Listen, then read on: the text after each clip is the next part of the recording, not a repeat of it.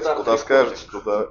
Короче говоря, я сижу, жду, он мне пишет в итоге, приходи, там надо на другой, потому что, ну, в общем, я вчера пришел, посидел, сказал, что я не хочу это делать. Там человек договорился, почему, а что ты не хочешь? Я говорю, ну, мне надо. Короче, у меня сейчас опять выходные. Вы что за дурдом? Работать не работает. Нет, работают все, кроме меня. Ну, как все, ну. Я об этом узнал только вчера. А почему ты не работаешь? Ну, он говорит, сейчас мне принимать уже поздно, надо было раньше приходить. Немая сцена, ну окей, ладно, похер. Не очень-то мне и хотелось это принимать, я как посмотрел, как конец спектакля, такая, блядь, депрессуха ебейшая. «Спешите делать добро», фильм такой есть старый. Да, я слышал, не смотрел. Ну, сейчас вот я посидел вчера на эскизе «Ребро Адама», ну, там начались уже разговоры, что это не выйдет никуда. Я думаю, тем более нахуй, да, там 9 дней сидеть.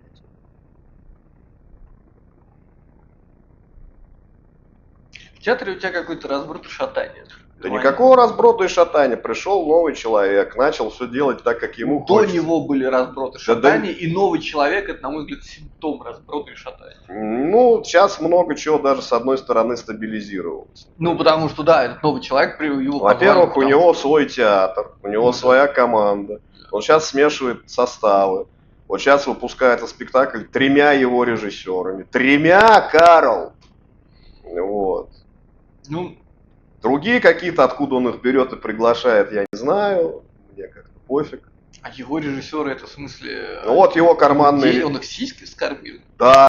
Прям карманные. Прям. Да, прям вот, да, он скормил их 2, блядь, сиськами, возможно, даже хуем, не удивлюсь, вот. Хотя они там его слегка хуесосят, что вот раньше там при Табакове было лучше, но это классика жанра, раньше было лучше, трава зеленее там и так далее. А мы пишем уже? Нет? Да, мы пишем. Вот, вот такая вот дурка. Ох уж мне эти... Ну, слушай, ну сейчас искусство нацелено на сплошные ремейки. Ну это у всех так, слушай, тот же Disney, они стараются выпускать уже существующие фильмы, то есть существующие франшизы, по сути. Они сейчас снова Гарри Поттера снимают. Сейчас мало того, что выходит полнометражка по Гарри Поттеру, где они взрослые. Те же актеры? Те же актеры, играющие эти же роли, только уже взрослые. Роулинг написала продолжение, это «Проклятое дитя» или «Темное дитя». Подожди, это продолжение просто? Нет, это другое, когда у тебя есть франшиза. Не, подожди, выходит продолжение полнометражки, и попутно они снимают сериал, который переснимает первые 7 фильмов. А зачем? Потому что сверхидей нет. Потому что это все, это очень любопытная штука. Значит, в корпорациях, как устроено в корпорациях? Если ты совершаешь в корпорации ошибку, это твоя ошибка. Если ты добиваешься успеха, это успех твоего начальника. Ну да. В результате получается ситуация, когда людям невыгодно брать на себя ответственность вообще. И как следствие люди перестают брать на себя риски, потому что ответственность это всегда риск. Ну, само собой. Но это не только риск, это еще деньги. Потому что в первую очередь это бабло. Это значит, что все решения... Обычно это связано, но не всегда. Это значит, что они все решения будут делать максимально безопасными. А ничего безопаснее, чем выпускать то, что уже заведомо имеет аудиторию. А если это накроется, это обосрут, такое же часто бывало. Но тогда у тебя есть отмазка, что все твои решения были логичными и подтверждены данными. Но не получилось. Ну здесь-то ты сидишь на полном обеспечении, и у тебя есть право, например, ну не смогла я, не смогла. Да. Мне кажется, наши в итоге приходят к этому. И у нас за это никто ничего никому не делает. У нас просто на это уходят миллиардные бюджеты. Так у них тоже за это никто никому ничего не делает. Тоже никто. Ну, по сути, смотри, ну давай, если ты... если там это же частные корпорации, правильно? Они настолько большие, что от государства не сильно отличаются. Но деньги крутятся, получает государство, ну понятно, они платят налоги. как везде, это все это понятно. Они уходят от налогов, как Но везде. они сами крутят свои бабки, как им хочется, правильно? Да, и в большинстве А случаев здесь уходят в минус. они ничего не платят. Им платит государство, им плевать, уйдет это в минус или нет. Вот в чем разница. Большинству людей, которые... Их могут поиметь за это, но никакого криминала не будет. Понимаешь, прибыль от Диснея получает не главный... Вот главный генеральный получает Ну. сколько-то, да? Ну, естественно. Совет директоров получает. Ну, Акционеры могут получать. А люди, которые выполняют, ничего не получают. ну, это, Даже бонусов толком это они не технический персонал, который сидит на стабильной получат. зарплате. Это директора. Совершенно верно. Им насрать на Это- результат. и- Они не в труде. И понятно. Описывают то же самое. Ну, я просто сейчас Просто описал, спросил, просто- как там, и понял, То что же да. самое. Вот то же самое, да. Это какие-то глобальные процессы, которые свойственны всему. Ну, значит, можно порадоваться, мы достигли мирового. У нас все как на Всё как Западе. это, да. И у Китая также, и у Ну, Японии Китай, также. понятно, там у них и И у Японии также. компании, которые, дочки этих всех. Но они там не дочки. Я так понял, там Ну, примерно в такая же В ситуация, Японии, что у нас. да, но мне кажется, что в Японию все привезли, все скрутили, потом они создали свои Да. корпорации на их деньги, на их, так сказать, как это правильно сказать, платформах, что ли. Да. И там, а Китай решил всех обмануть, как обычно, и создал полностью свои фирмы, научился выпускать свои там Да. девайсы и Они так сделали- далее. они- у них этот, как его, у них, они это хотят называть коммунистический капитализм или как-то так. Стейт-капитализм. Идея в том, что у них примерно то же самое, что у нас действует. С какого-то момента Не, у нас разница в том, что они производят, а мы нет. мы тоже производим. Мы ничего говорим не про производим. культурный сектор. Ну, Не, культурный мы сектор. у нас в стране тоже что-то производится. У нас Нихуя. культурный сектор, у нас прям четко все. Вот там. Нет, слушай, у нас в стране тоже что-то производится, просто, да, немного. Тут спорить никто не будет. Не, У нас ну как немного. могло Вот быть смотри, больше. у нас, например, вот архитекторы строят дома все зарубежные. Всеми вот девайсить там 3 часа осталось. Вот. Не, такие- у меня аккумуляторы в количестве. В таких базах у меня они, проработали. Не знаю, у тебя вроде не сильно они жрут. Ну, не, вообще нормально. То есть, грубо говоря, один эфир, вот такой часовой, они, считай, разряживаются. Аккумуляторы? Да. Ну, это что-то. Ну, может, может, два. Это круто, давайте. Ну, это мелко, это мизинчиковые. Мизинчик, это у тебя пальчики. Не, У меня мизинчиковых нет, я пальчики, по-моему, приму. Вот. Нет, тут везде мизинчиковые, ну, по крайней мере, у этих. Ну, штук тогда извини, у нас Не, а у меня аккумуляторы, у них до жопы, я их меняю просто. на пальчиковые форматы. Вот. Мне показалось, что у тебя пальчики. Вот, этот, Не, сюда не, идут. тут совсем маленький. Ну, извините, ошибся. Да. Да, дай посмотрю, что звук нормально идет. Ну, посмотри, конечно. Потому что надо такие штуки проверять. Скажи в свой микрофон. Говорю, пу-пу-пу. Да, отлично. Да, мы забыли. Под правдой, под пу-пу-пу. Ну да, пу-пу-пу. Пу-пу-пу. Потом смонтируешь. Да, потом как-нибудь смонтирую. Вот. У них, знаешь, как сделано в итоге? Ты строишь бизнес, это у нас, судя по всему, так же. Ты строишь бизнес, когда ты добиваешься условного миллиарда, к тебе приходит государство и начинает тебя интегрировать в государство. Оно тебя доить просто начинает Не-не, или вот. закрывать. И у нас, и у них это может выражаться в форме дойки, но в реальности это интеграция. Но у нас получается как? У нас люди либо сливаются, либо сваливают за бугор, потому что иначе им Не кранты. все. Не В большинстве, вот посмотри сейчас, Кто? Чувак, который... все наши вот эти вот, как их там, Кто? инфо-цыгане, Инфо-цыгане это все не бизнес. попали. Ну, Это не бизнес. Это не бизнес, я это не могу фикция. одного понять, ну как у них. Давай, бизнес это Магнит, X5 Retail Group, Яндекс, это- я не знаю, Пик. Это все- бизнес. Это госкорпорации, по-моему, уже. Были. Это даже не так, стали. Они начинали не так, правда? Они начали, они доросли, к ним Ну, пришли, я не знаю, и их насчет, начали интегрировать. Яндекса, Пик это изначально. Пик, по-моему, просто застройщик. То есть он на Ну, госконтрактах сидел, ты- он не госкорпорация. Подожди. Пик принадлежали, насколько я помню, бывшей жене Лужкова. Это Куда не, это не Ну, госкорпорация, это коррупционная, это коррупционный бизнес. Ну, понятно. Госкорпорация Сбербанк. С собой. Вот. Это госкорпорация, а это коррупционные схемы, которые вылились в какой-то крупный бизнес. Это нормально. Много крупного Ну, бизнеса окей. на планете начинается. начинается так же. Наверное, я не Но знаю. идея в том, что, например, Яндекс, они дошли до определенного оборота, к ним пришло государство и начало их интегрировать. Ну да. В Китае происходит ровно то же самое. Ты до какого-то момента китайским властям не очень интересен. Налоги там платишь, и, в принципе, пофиг.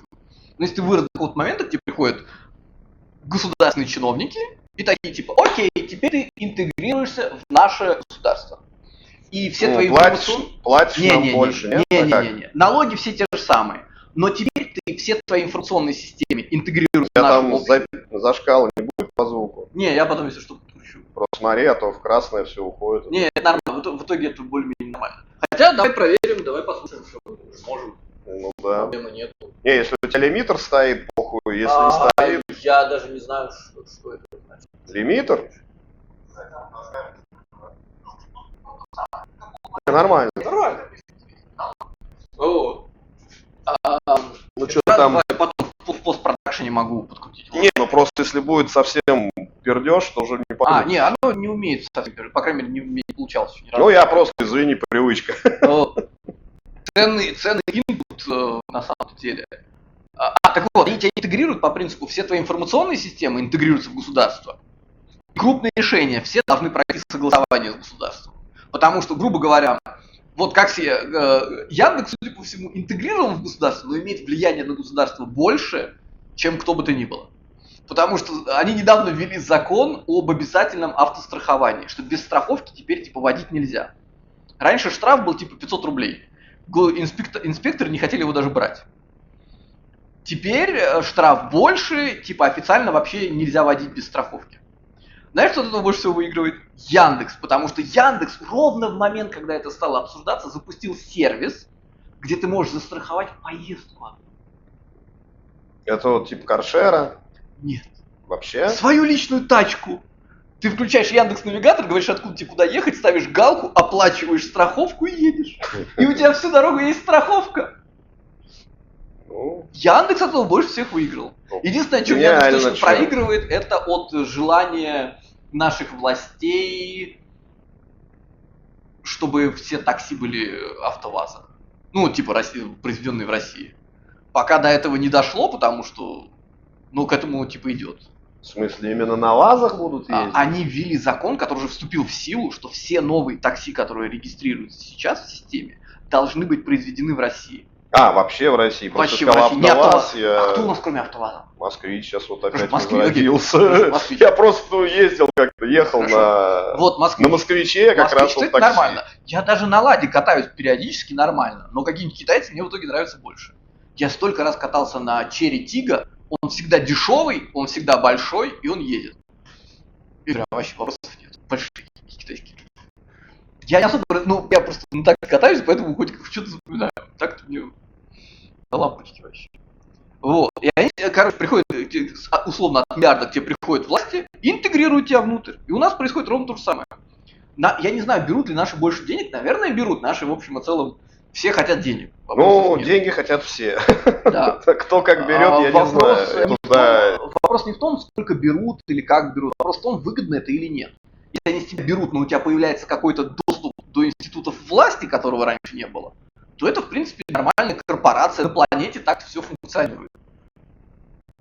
Институты власти ты поднимешь, что имеешь в виду? Да тупо, в случае Яндекса, тупо мэр Москвы. Потому что кто, кроме мэра Москвы, может разрешить вот этим роботам кататься везде? Ну, наверное, Я тут был в Крылатском. Хотя, может, подписи зама какого-нибудь его достаточно, у него же там... Все равно, неважно. Вот кого-то, это нужен кто-то высокопоставленный в мэрии. Вот, потому что они же везде, они откровенно мешают всем. Нет, больше всего мешают всем это вот эти вот велосипедисты. Велосипедисты это вообще. Пиздец. Вот уже просто они меня заебали до такой степени, что хочется уже взять вот их и по колесам стрелять. Мы типа, ребят, вот у вас дорога, блядь, хера вы по тротуару едете. Но мы не можем от них отказаться. Не знаю. Они слишком много денег приносят в казну. Все налоги платятся. Они же нормально приносят. Потому что, во-первых, это сколько рабочих мест? Ну, до хера. До хера. А во-вторых, с каждого заказа, это все безналом. С каждого безнального они точно получают налоги. Да. Да, налом там не поплатишь. Никакой серой экономики. Пожалуйста. Кажется, нет, сейчас съедет налом. Я не пробовал. Посмотрим. Не, ну не доставай прям, телефон. Не прям сейчас. Ну давай. Что, у тебя есть Яндекс.Еда? У меня есть эти, типа, Яндекс.Гоу, и там есть Ну да, там есть Яндекс.Еда. Яндекс.Еда, попробуй. Сейчас, одну секундочку. Загрузится. Мне Так. кажется, там нельзя налом. И Яндекс. Ну давай я уже просто нельзя. посмотрю. А попробуй, если Яндекс Такси можно, то Яндекс.Еду, скорее всего. Ну вот, Яндекс.Еда, у меня тут даже скидочка есть какая-то. Яндекс.Еда. Так. Вот, даже адрес твой высветился. Ну. Вопрос только, так, как это? Магазины, скидки на доставку, рестораны. Так, где бы это все позырить-то? Ну ты начни оформлять какой-нибудь просто и все. Самый простой вариант. Бесплатная доставка у меня даже. Ну, допустим, ладно. Минус 700 рублей у меня заказ. Ну ты, видимо, ни разу не заказывал, поэтому я еще хотят тебя. Ну, ни разу, я только на такси ездил. Ну, допустим. Добавить. У меня они такие уже сладкие предложения не делают. Они знают, что я их. Один из них.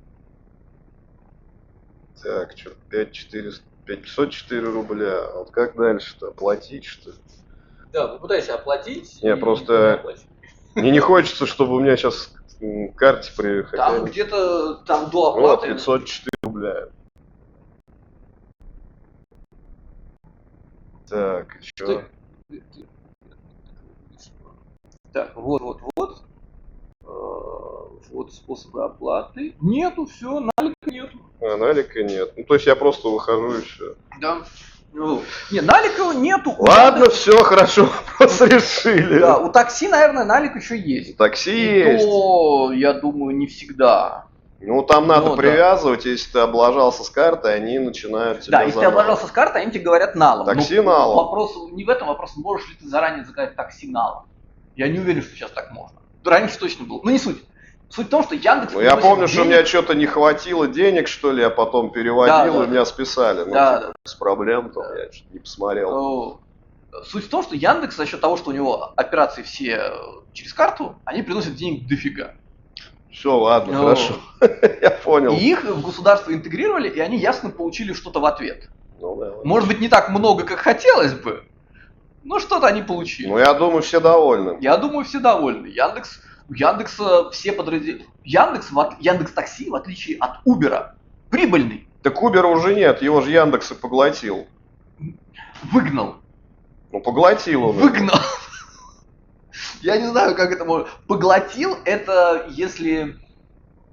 Давай, поглощение в классическом моем представлении, это типа, у нас есть завод, да, я другая корпорация, и я этот завод поглощаю. Что у Uber можно поглотить?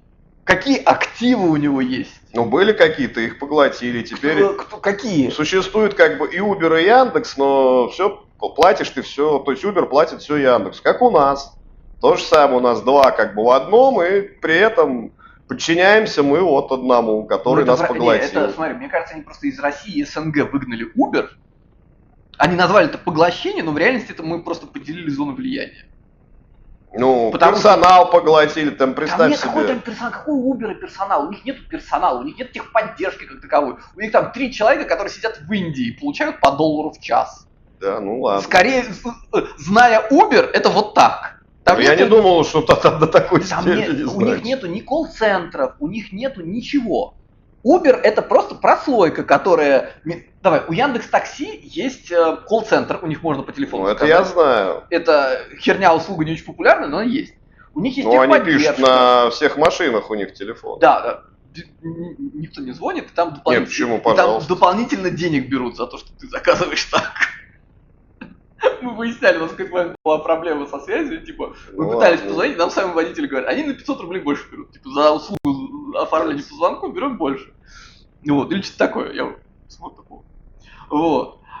Соответственно, даже у Яндекса персонала почти нету. Таксисты выступают не как наемные работники, они выступают как независимые агенты. Соответственно, есть юрлицо, есть приложение, есть серверы. Есть какая-то способ через приложение достучаться до таксиста. Ну ладно, окей. Вот. И какие-то движения денег, то есть юридические какие-то банковские. Что это можно поглотить? своих личных. Ну хорошо, Яндекс владеет, Uber точно сервера, не владеет. ладно. Поэтому что они поглотили Uber, я не знаю. Таксистов, которые работали на Uber, ты вырубаешь Uber, они автоматически переходят в Яндекс. Все, у них нет вариантов. Ну, просто я Uber'ом не пользовался уже очень давно, я даже тоже. не помню сколько, лет. Ну, он почти и не работал. То есть он Не, работал, у но меня почти что-то не я работал. не смог, когда поменял телефон, не смог скачать даже их Не, приложение. я имею в виду, вызов такси не работал. Так-то они, приложение вроде работало. Не, я не мог его даже установить или не мог к нему то ли карту. Ну, короче, у меня не получалось. Я еще помню, что это было, лет 7-8 назад, наверное. Я на это положил, типа, ладно, буду пользоваться Яндексом. Хотя там тогда разница была в деньгах. Разница была в деньгах. И сейчас наверняка была бы. Ну, сейчас у Яндекса такие цены интересные, что у них очень все странно подорожало. Потому что увеличили НДС, потому что увеличилась цена бензина. Не, но тем не менее, длинные расстояния, они вот как-то выгоднее ездить на длинные расстояния. Но при этом бензин-то расходуется больше. Считается, что по городу расход бензина больше, чем на трассе на скорости. А по городу ездил, вот, ну, грубо говоря, с юга на север. Условно, я так понял, машины, когда Даже, помнишь, я от тебя ездил с твоей дачи? Вот, это было... это было какое-то что-то волшебное было. Тем не менее... Это они обкатывали новую программу, какую-то волшебную, вообще за какие-то смешные Я деньги был тебя удивлен, возили. что я ездил по Москве за эту сумму, расстояние было, ну, раз в 10 меньше. Ты каким-то макаром попал на межгород. Ну, При этом я, когда еду с дачи домой, на межгород не попадаю. Потому что, видимо, недостаточно Ну, много. потому что у тебя и так область. Ты не едешь из города в город, может быть. Я не знаю, как Я у них... еду из Истры на Хабино. Как у них Разные города. Как у них это устроено, и как это... Ну, Да, это не... Истра это город считается? Или Город. ПГТ? Нет, Истра это город, полноценный город. Там свой, там этот, как у Истринский район аж. Ну, Истринский район, это, извините... Ну и город. Красногорск тоже город. Отдельно все еще. И район отдельный. Красногорск, да, это не Ну, Москва, я знаю. Да. Вот на Хабино, да, это типа часть Красногорска. А. Это типа часть Красногорска. Ну, Красногорского района. Угу. Вот. Но в целом все еще должно считаться как межгород. По-хорошему. Все, ладно, хорошо, я никогда не рассматривал это. Так вот, в Китае они интегрируют примерно так же. То есть к тебе приходят, они тебя интегрируют, и типа ты теперь их в государстве, и у тебя есть какие-то плюшки. Ты что-то, я ты получаешь понимаю. доступ к этим информационным технологиям, ты тоже интегрируешься обратно. Ой, чувствую, сейчас мне солнце прям в глаза светить будет. Да, шторки я еще не купил. Я собирался, но потом забил. Но летом, наверное, надо будет. Да я думаю, сейчас уже вот тебе весна придет, вот в это время вот У солнце у нас тебя... так редко бывает солнце, что... Все, сейчас уже весна, дорогой мой. Да даже весной у нас почти все время... У нас даже летом почти все время пасмурно. Ну это ты что тоже преувеличиваешь. По сравнению с другими странами, прям все время. В Армении погода такая же. В Армении у тебя но погода там- другая, там климат другой, там вообще Там все чуть другое. теплее, чуть-чуть теплее, но там гораздо более солнечно. Да, там там меньше, больше там тупо солнечных меньше дней. Я туч. даже там не был, но я соглашусь с этим. Там тупо меньше туч, потому что если тучи приходят, то они приходят резко, они налетают, выплескивают все, что в них было, и улетают. И, ну, исчезают. И все. На этом заканчивается. А вот так, чтобы они долго затягивали этот, и ничего не происходило, как у нас, потому что у нас какая, в основном какая у нас погода зимой? Это даже не снег, это просто затянутое небо Но это от тучами. температуры зависит еще. Зависит. Но это затянутое небо тучами, Ну, так. ничего не Ну, в выливает. конце осени и зимой, да, сейчас вот уже все. Весна Весной скоро. тоже часто. Это раз-два, часто, февраль. Середина февраля, это все еще зима. Ну, к сожалению, пока. Да, и это, судя по всему, теперь февраль, судя по всему, самый холодный месяц года. Ну, сейчас вроде теплеть начнет, что радует. Все равно он уже самый холодный Мне месяц кажется, года. январь самый холодный был. Пока. Обычно январь самый холодный. На планете в среднем январь самый холодный месяц Ну, года. где как. Ну, в северном полушарии. Хотя в южном, наверное, тоже. Не на экваторе, короче. Ладно. В странах, где есть зима, Это не январь так самый важно. холодный. Ну, Вот.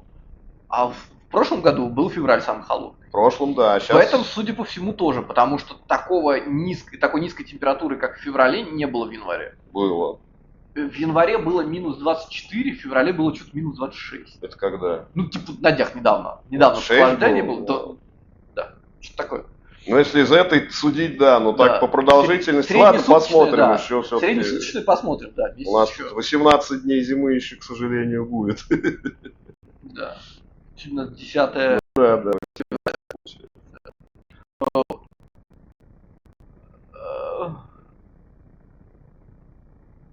Проболел я неделю после нашей встречи. На следующий Повезло день тебе, заболел. я месяц болел.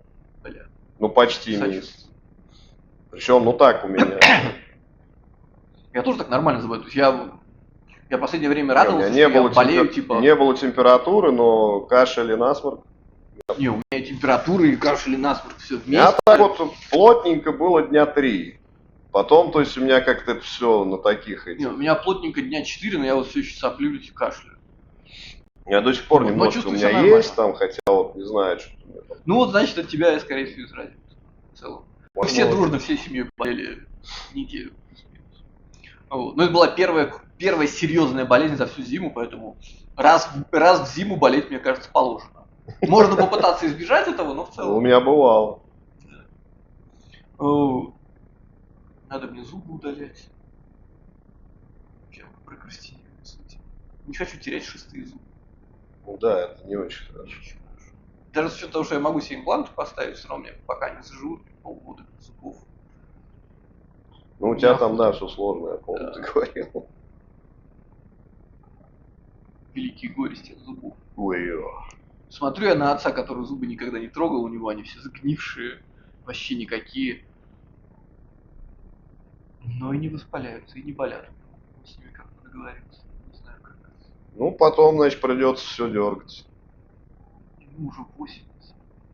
А, ну, все равно. Ему 70-80. Ну, у меня отец примерно в том же возрасте, всех зубов лишился, ему там все гнилушки 80 удаляли. в этом году. Плюс-минус, да, полностью, если я правильно помню. 54-го. Если у тебя 54-го, так уже какой 80? Уже 82 ему тогда будет. 26-й. 50 плюс 26. Ну, ты говоришь, он 54-го года, ну, у нас сейчас 26-й год. Да. Стало быть, ему 80 должно было быть в 24-м году. Ну, исполнится. Сейчас, значит, ему в этом году, А не 70? ну, я не знаю, 54-й. 54-й, 50 плюс 20, 70. Значит, 70. 70. Ну, дайте 70. Да, 72. 72, да. Вот. У него все зубы, ну, у него всю жизнь такие зубы. Он категорически отказывается их чистить, и что-либо с ними делать. Очень поучительный пример. Ну, если бы мне в свое время, вот я знал, что можно там лечить там, с адреналином, там, своих аллергий, конечно, у меня бы, думаю, сейчас бы лучше бы все было. Ну, не потерял бы зубы. У тебя была аллергия какая-то? Но она у меня и сейчас есть, мне просто сейчас есть лекарство с адреналином и бейсболом. Угу.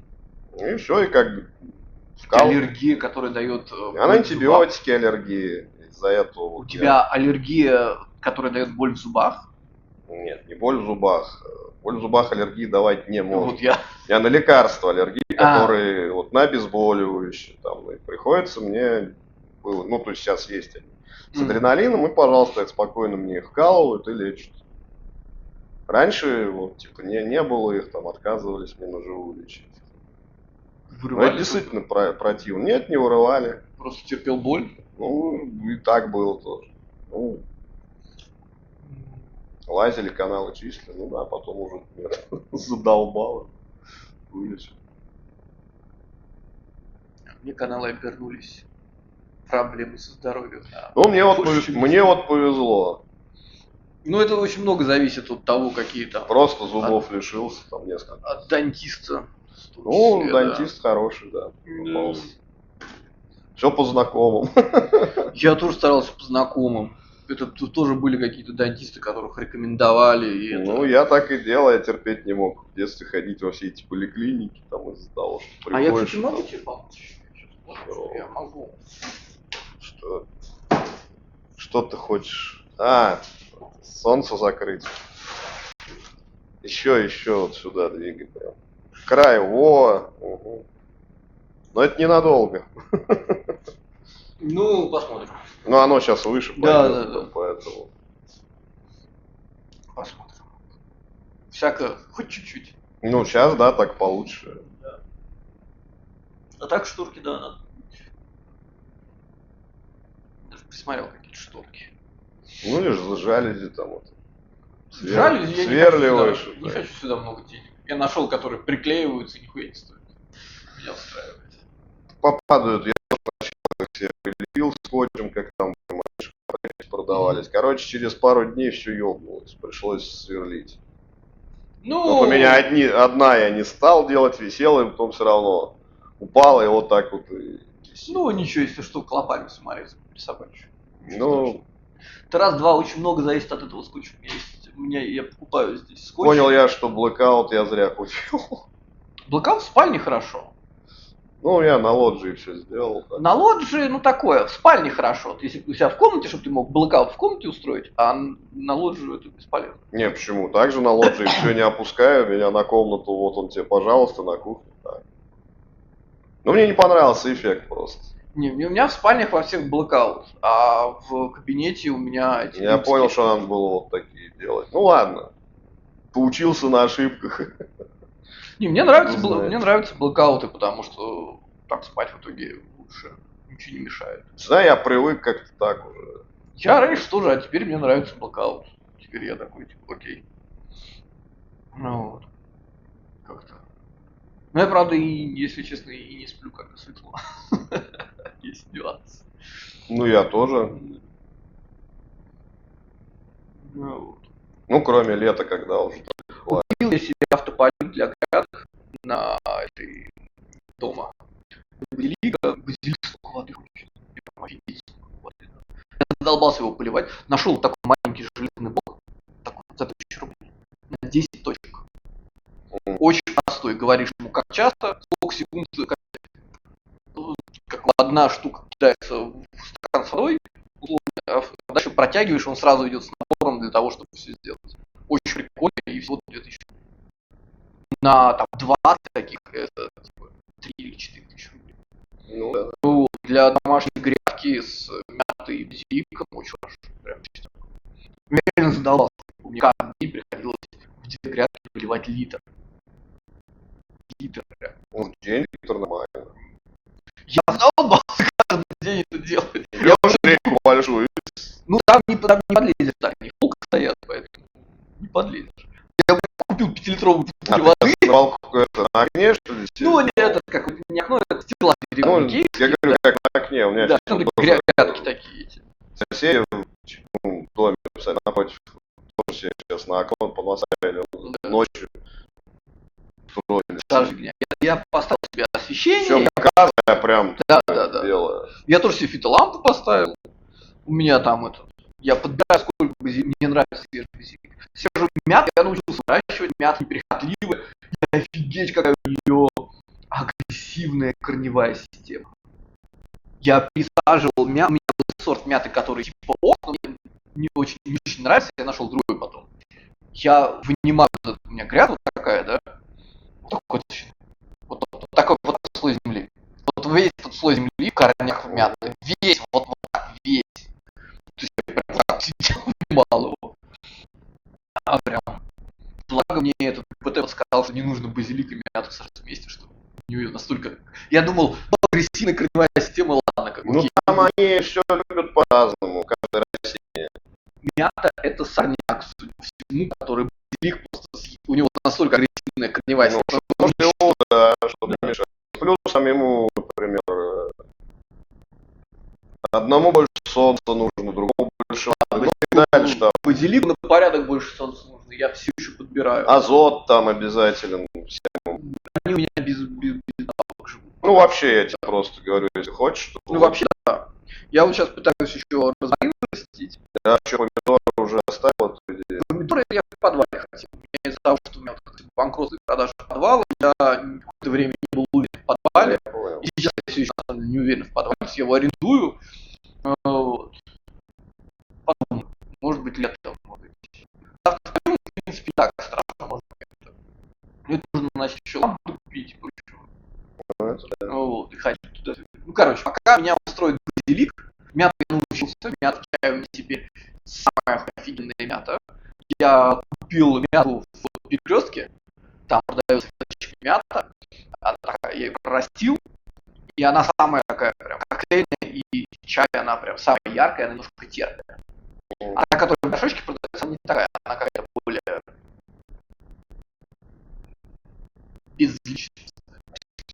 вообще. Это прям так нормальная тетка. Мне там не очень нравится весь. Ну, Ну, и простите, 30 ватт течения, и она все лишь бы вода была. А базилик я прям задавался. Я базилик сделал 60 ватт, ему мало, он чах. Я ему сейчас индивидуально сотку, все нужно еще одну сотку. Да. Ну, базилик прям мне нравится. Он пахнет так, его салатики, и мясо, и везде. Ну да, он нормально. Да. Свежий базилик. Хватит все время шляпу. Хотя не стоит. Я вот прикупаю, да. Ну тоже свежий базилик стоит 130 рублей за вот этот. Но он тут не всегда есть. Ну, раз-два он быстрее, если его не держать живым, то прям сдохнет. Ну. Что-нибудь еще у тебя случилось за эти 2 недели? Мы сегодня делали твой релиз. Да, мы сегодня делали твой релиз. Я, наверное, это буду выкладывать через неделю, и надеюсь, в тот момент они уже выпустят. Я Вот там 21 они только выпустят. Да, окей. Ну, они Ну, сами я, делают. если что, потом могу. Описание я могу отредактировать. Видео я изменить не могу, а вот описание я могу здесь. Видео, в смысле. Ну, я загрузил видео, я не могу на эту же ссылку поменять видео. Ну, там будет куча ссылок, я так понимаю. Там ВК, Яндекс, YouTube, что там еще, Spotify, там 6, я помню. И что Apple там. Music, Spotify, Яндекс, ВК. Да. Вот. Ну, основные, да. Вот. Я так не послушал, скопировал, я не послушал. Послушал. Послушай. Ну, вот он теперь. Да. Да я и до этого вроде себе на факт скидывал. Я завалил тут же, меня вообще дня 3 я просто в лёжку лежал. Ну, сочувствую, такого, конечно, не было. Ну я в лёжку лежал, по принципу, типа, я не хочу ничего делать. У меня было вообще как чуть странно. Я вот с Нового года, у меня как такое состояние было, что я вообще ничего делать не мог. Вот что-то пытаюсь делать, у меня ничего не получается. Я думаю, ладно, сижу на жопе ровно. Хотя вот, хочется куда-то выбраться, на улицу не выйдешь, холодно. Да. Противно, выходишь, хочется скорее куда-то вернуться. Плюс там поболел несколько дней, тоже не доставляет оптимизм. Ну и вот как-то вот так вот целый месяц сейчас более-менее начал как-то так просыпаться. Потому что просто вот хочешь делать, нет, нифига. Что тут сделаешь? Ничего. Ну, у меня тоже был такой. Ну, не сильно, я продолжал все делать, даже сейчас Не, ну я там понятно, и на работу ходил, и что там вот. Не, я пытался на работу не сделать ходил, там. я эту неделю на работу не ходил, конечно. Терял заработок неделю. Но в целом вот хотелось валяться, ничего не делать. Ну, я вот в итоге неделю так валялся. Ну, решил, что уже я поотдыхаю, ну, то есть меня куда-то периодически дергал, конечно, но в целом вот, неохота было ничего делать. Не получалось, возможно. Ну, поэтому я так месяц провел практически впустую. С одной стороны жалко, с другой стороны вообще. Не, ну ты, в принципе, как бы, процесс творческих родов пройден, после этого должен быть процесс восстановления. Роды это такое дело. Ну, если ты имеешь в виду вот да. Ну, альбом-то я доделал, закончил я его к ноябрю. То есть, по сути, я ничего не писал с этого момента вообще. То есть, ну, то есть сколько, 3-4 месяца. Ничего вообще не. Ну, значит, такой период восстановления. Не, ну я знал, что после этого всегда себе делаю паузу, чтобы отойти от этого и что-то придумать новое. Так вообще даже лишний раз подходить к компу было лениво. Что-то там включать, играть, вообще.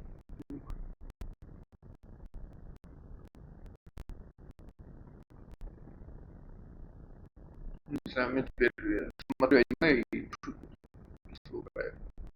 ну и по работе делаю. Ну, а так, про гитару брал, что-то чуть-чуть поиграешь, так чисто и все.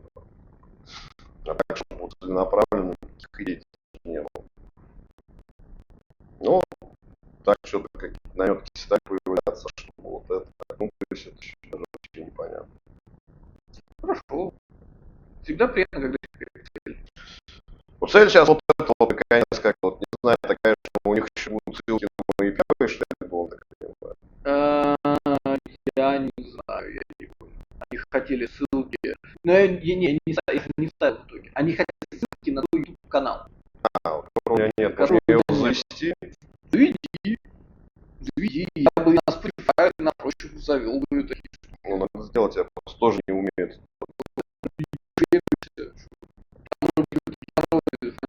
Вот этого всего. И может через них удобнее, но в целом... Ну, эти обещают, я так понял, там не 90%. Я не знаю, как они работают. Я всегда с недоверием отношусь ко всем этим прослушкам. Ну, а по-другому, к сожалению, не получается. Это правда. Это правда. Вот. Но я... Мое отношение сам по себе. Ну, я и так все сделал сам, кроме вот этого. Тут уже извините, куда я. Я вот не прихожу, буду даже маркетингом буду заниматься самостоятельно. Я тоже согласен, что да. Надо учиться. Да. Ну, на самом деле, утомительная херня. Я вот когда свой проект начал продвигать, у меня было полное ощущение, что я просто в стену впахиваюсь. Вот я сейчас вот начал это все смотреть и думаю, а я вот не знаю, как делать это тоже. Хотя, казалось бы, ничего там сложного. Не, а я вроде не знаю, как делать, но я делаю и не получается. И оно не чтобы не функционирует. А здесь меня забанили вообще. Здесь меня не пускают по какой-то причине. Еще была мысль там на другом, ну, через другую так называемую платформу, первую зарелизить на русских сайтах. Потому что у меня там только иностранных, там YouTube, Spotify, Apple там и так далее. А так, чтобы это... Хотя, я думаю, сильно разницы не будет, что ВК, что Яндекс, ну, ссылки только есть. ВК, я, ну, опять-таки, вопрос аудитории. Вопрос аудитории. Ну, сейчас в YouTube аудитория чуть поменьше стала все-таки из-за этого. Российская. Ну, российская. А так, пожалуйста, а там, я не знаю, я смотрел Вопрос в том, на YouTube прослушивание вот первого, как VPN поставить, там, смотрел я, ну и так много, там, сотни с небольшим на некоторых треках, где-то там 50, где-то 40, то есть это ни о чем за... ну это все надо рекламировать, то есть нужно в каких-то группах рекламу заказывать. Есть всякие группы и телеграм-каналы, где народ вкладывает альбомы для прослушивания. Не авторы выкладывают, а конкретные эти. Ну, в Телеграме это такое. В Телеграме, типа, если выложишь, ты выкладываешь треки файловые, и тебе это никуда ничего не засчитывается. Только максимум аудитории. И то не факт. Ну вот, поэтому... Ну, а в ВКонтакте там можно, да, прям есть группы, можно выкладывать. Вот сейчас ссылочка на ВК появится, начну там делать нечего, буду пытаться разослать. Ну или просто на странице напишу вот ссылку, чтобы каждому нафига это. Ну, что-то из-за этого увидит. Ну да. Надо будет пост писать, как ссылка появится. Ну, это рассылать во всякие группы, куда можно предлагать посты. Да нет, сначала просто я у себя Нет, выложил на сначала странице, что типа вот у меня вышел альбом. Ну да, сначала, да. Вот, здравствуйте, дамы и господа, там, типа, вот вам ссылочка на ВК, еще на что. Ну, ВК так конкретно, я не знаю, ВК, я захожу в ВК, но я захожу в ВК, потому что у меня есть сообщество, которое меня модерирует. Ну, ВК я захожу так, стать нечего делать, что-то посмотреть, ну, ему послушать, потому что на YouTube у меня теперь нет краснущего экрана. То есть я могу слушать, но вот так, с включенным, батарейка сажается и все. Но могу теперь. Ну, на компе. Нет, в телефоне у меня на компе. Я привык уже просто едешь куда-то и слушаешь музыку. Ну вот я хотел в электричке поехать в окно пялиться. Но уже эти подсели какие-то бабы. Начали там о каких-то проблемах своих пиздеть. Думаю, нафиг мне это все слушать. Ну, наушнички и музыку, все. И сижу в окошечке пялюсь. А если подкаст? Но мне не очень нравится смотреть подкасты. Я либо что-то читаю, либо, ну, там какие-то... Ну, подкасты я слушаю в основном, но смотрю. Ну, музыку я слушать, подкаст мне нравится смотреть. Потому что они все сейчас, ну, с картинкой, это как-то мне всегда нравилось больше. Во-первых, ты видишь эмоции, сейчас же куча всяких таких псевдонейросетевых, Да. когда там просто слушаешь этот голос, уж, блядь, ну я хочу какие-то живые эмоции, хотя он там эмоционален, все, и какие-то картинки ебанутые подложены под это все дело. И проблемы вызвать эмоции. Мне кажется, это одна... Есть, там генерирует Он всё. может вызвать эмоции, когда человек скармливает ему заведомо верную команду для вызова эмоций. Есть, я смотрел уже несколько таких. Это человек, который хорошо управляет как инструмент.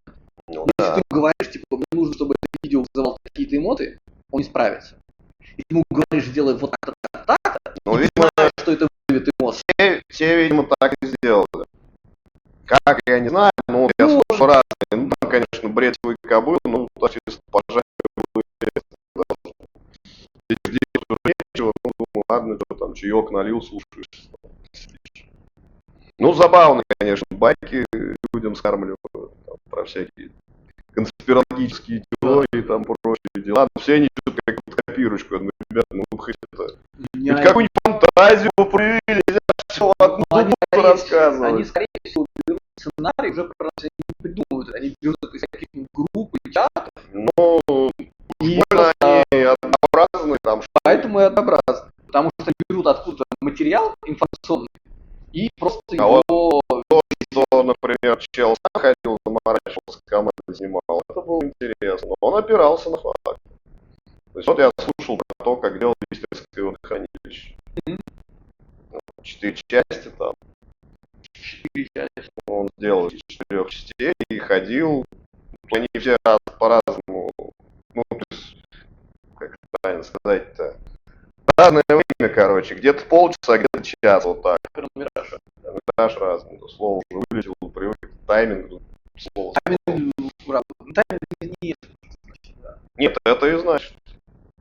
Это тоже значит. Хронометраж это не тайминг. Ну, это тайминг это типа... Ну да. Там очень много просто в одно слово собрано. Ну, как весь английский язык, там он более сжатый, поэтому значит, там, в зависимости от ситуации. Не хотелось слово произносить. Разный хронометраж, да. Ну, так забавно, то есть там какие-то архивные кадры есть. Ну, все это, конечно, да. Забавно. Про то, как все это делалось. Я очень много знаю про водохранилище. Я вообще не знал, как это. Я знаю, что там какая-то усадьба была, и что изначально там можно было перейти вообще в брод, ну, типа брода. Так там ничего и не было, ее уже запрудили. Ну, да. Нет, там была типа речка большая. История была там. Там пытались какой-то еще при царе канал построить небольшой. А потом это все началось с того, что якобы хотели сделать и для Москвы, и не только, но я так понимаю, что канал Волга-Дон, Москва-Волга, он решил проблему. А это вроде как тоже, ну, он оказался не так востребован, что ли. Но тем не менее, вот это до сих пор все есть. Ну, Истра относительно не судоходная, я так понимаю. Она... Ну, Истра слишком маленькая. Да. Ее устроили как водохранилище, чтобы воду брать там для... Ну, типа пресная вода. Ну, для поселков, для соседних там, чего-то еще. То есть, о судоходстве речи не было. Цель другая была. Ну, там, я уж ничего так помню, ну, забавно достаточно. Может, не знаю, будет желание смотреть. Не будет. Ну, не будет. Я смотрю, мне подписываются шорты, ишкой сделанные, которые занимаются псевдо-фольклором, псевдомифологией. Условная фэнтези или фантастика с живыми богами, с классификацией их уровней, с контрактами на их убийство и так далее, с мистическими объектами. И все это сделано в виде рекламных роликов от какого-нибудь тайного сайта или просто общества, которое занимается контрактами на уничтожение богов. Или есть какой-нибудь город, и это видеоролик из его Министерства туризма. Какой-нибудь город, при этом, где эти люди живут и так далее. Решил дальше его подвинуть. Да, вот, спасибо. Это как-то лучше. Вот. Это такая забавная концепция. Заходит, наверное, утомляясь, но заходит. Ну, всякие книжные подкасты, что-то еще.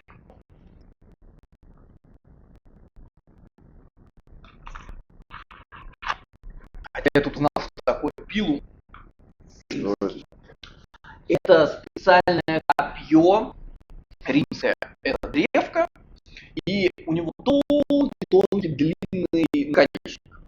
Сделан для того, чтобы его минут щит, оно бы загибалось в щите, и его было нереально из него достать. А, щит испортить, типа. Чтобы щитом было невозможно, он становится слишком тяжелый, и ты просто не можешь ему эффективно действовать, либо тебе придется его бросать, потому что ты не можешь с ним стоять. Вот. Таким образом, они решали проблему щитов врагов. Замечательная идея, прям замечательная. Ну, не знаю. Минимум металла и максимум эффективности. Ну, дерево зато дофига должно. Нет, там вот такое дерево такое. Тебе просто надо метнуть, и все. А дальше за счет того, что баланс такой, что его просто перекашивает. Интересно, я не думал, что такие копии есть. Оно именно такое метательное, короткое копье. Вот какой римский легионер носил 3-5. И вот так вот насаживаешь, щита больше нет. А у тебя щит все еще есть. Вот. И какие-то у меня эти сражения, какие-то у меня там прям кто-то делает видеоролики, где они прям баталии целенаправленно по отрядам вот так вот раскладывают, как кто куда шел, и каждую битву историческую восстанавливают. Мне это быстро наскучило, ну типа, сейчас я на это убил точно. Ну, а какое-то развлечение. Ну какой-то, да. И, в общем, в целом у меня весь все потребление интернета свелось только к шорту. Вот. Ну а именно ютубовые шорты мне дают какой-то, то есть они приносят мне какие-то интересные свежие факты. Новости. У меня есть прям отдельный канал, который геополитические новости каждый день выкладывает. В формате шортов. Ну, в принципе, там, в целом, это выпуск новостей в 3 минуты вполне себе укладывается. Ну, и какие-то там всякие новости. IT и прочее, очень хорошо все укладывается. Ну. И опять-таки никакой, ну, почти. У меня почему-то, у меня немецкий YouTube, у меня немецкий VPN, и у меня вся реклама почему-то это... Она либо на немецком, я не знаю, что она вообще, скролливаю раньше, чем успеваю понять. Либо это какие-то церкви или конкретные церкви с помощью женщин пытается заманить меня прийти в церковь. На английском. Эта реклама у меня уже полгода. Я ее не смотрю, я на нее не кликаю, но они продолжают мне показывать. Причем вся она такая, типа, эй, тебе одиноко в новом городе? Приходи к нам в церковь. Нормально. Ну вот, какие-то относительно привлекательные женщины. Ну, ролики все время разные, но рецепт всегда один и тот же. Женщины тоже разные. Женщины тоже разные. Женщины тоже разные. Серьезно. Там есть 3-4 ролика с 3 или 4 парами женщин. Вот. Это все христианские церкви. Какие-то там называются, конечно, церкви,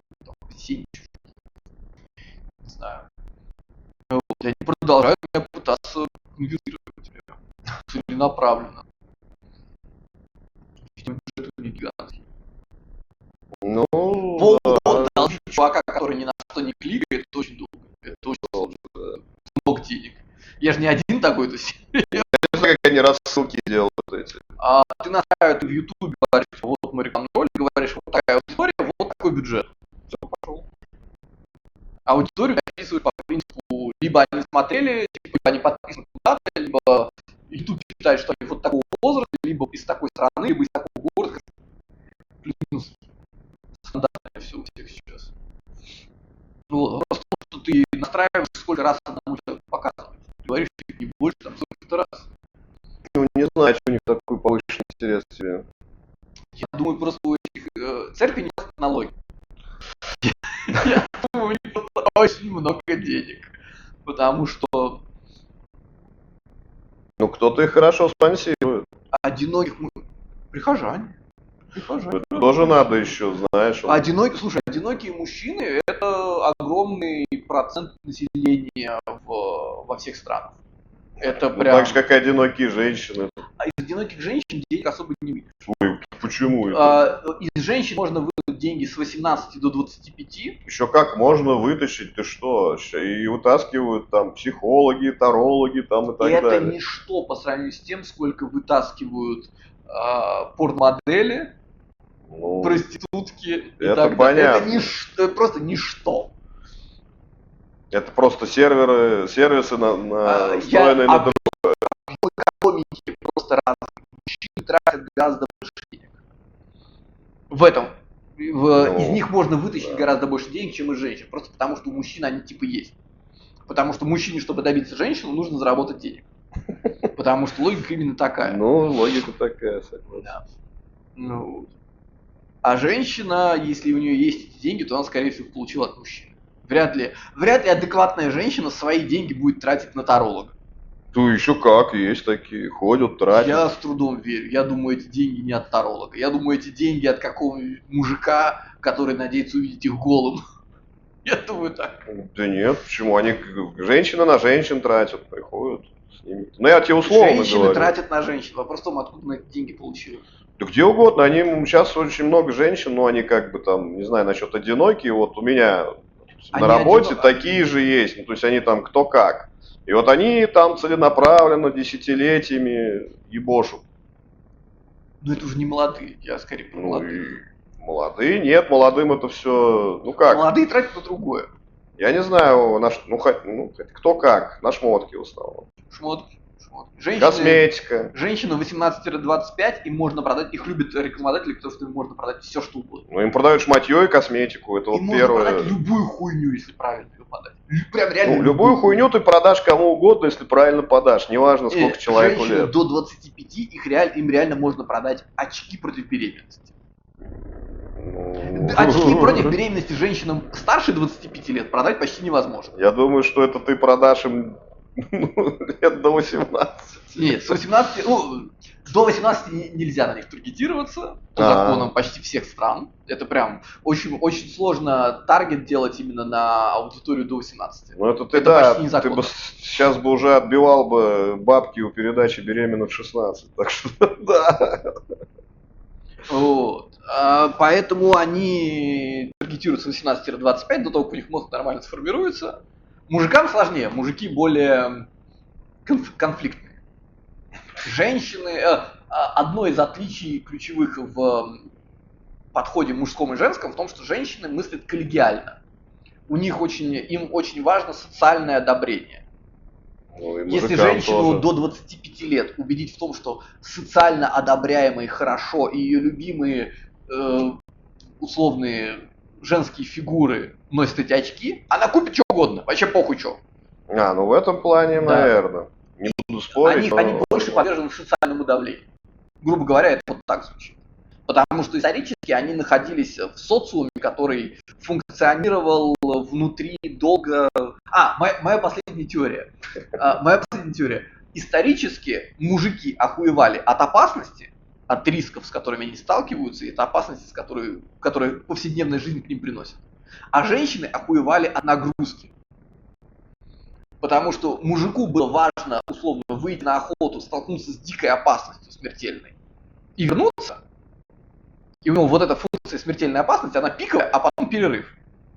И он охуевает от того, что есть вот этот пик. А женщина охуевает от того, что у нее перманентная, постоянная, каждодневная нагрузка. И работа бесконечная. Потому что дети, хозяйство, еда, вот это все время не качается. Нету ни конца, ни края. Никогда. И наши условные механизмы копинга у женщин и у мужчин проистекают из вот этого базового состояния. Сейчас это базовое состояние уже не такое, но все еще мужская жизнь гораздо более опасна, чем женская. Ну, опасно с другой точки Нет, зрения, с но этой только точки женщины очень сильно повернуты на своей безопасности, они постоянно об этом говорят. Они постоянно Я об все время этом говорят. спрашиваю, где ваша опасность, в чем она заключается? Страхи, которым они я удивляюсь, что это надумано настолько ими. Это надумано с твоей точки зрения. С мужской точки Ну зрения. вот простой пример я тебе приведу. Вот иду я, например, по улице. Меня случайно кто-то задел, там, по плечу или по руке, там, по ноге. Я забыл об этом через минуту, а она будет думать. Хотя никто ей ничего не сделал, просто случайно задели. Вот как работает механизм. Я в ахуе был, говорю, а почему так-то? Потому что они физически более слабые. Потому что для них вот это задел, это не то же самое, что для тебя. Ты, грубо говоря, за счет того, что мужчины больше привыкли к риску, и мы... Да у меня никакого риска, я наоборот... Ты в своей жизни дрался хоть раз? Ну, к сожалению, приходилось. Все мальчики, как почти все мальчики, дрались хоть раз. Мы знаем физические границы себя и других. Плюс-минус. Мне до этого и драться не надо было, я все понимал. Мы не хотим их исследовать, многие из нас не хотят их Я не исследовать. хочу. Мне это не Я надо. тоже не хочу, но мы их знаем, мы с ними сталкивались, у нас выбора не было.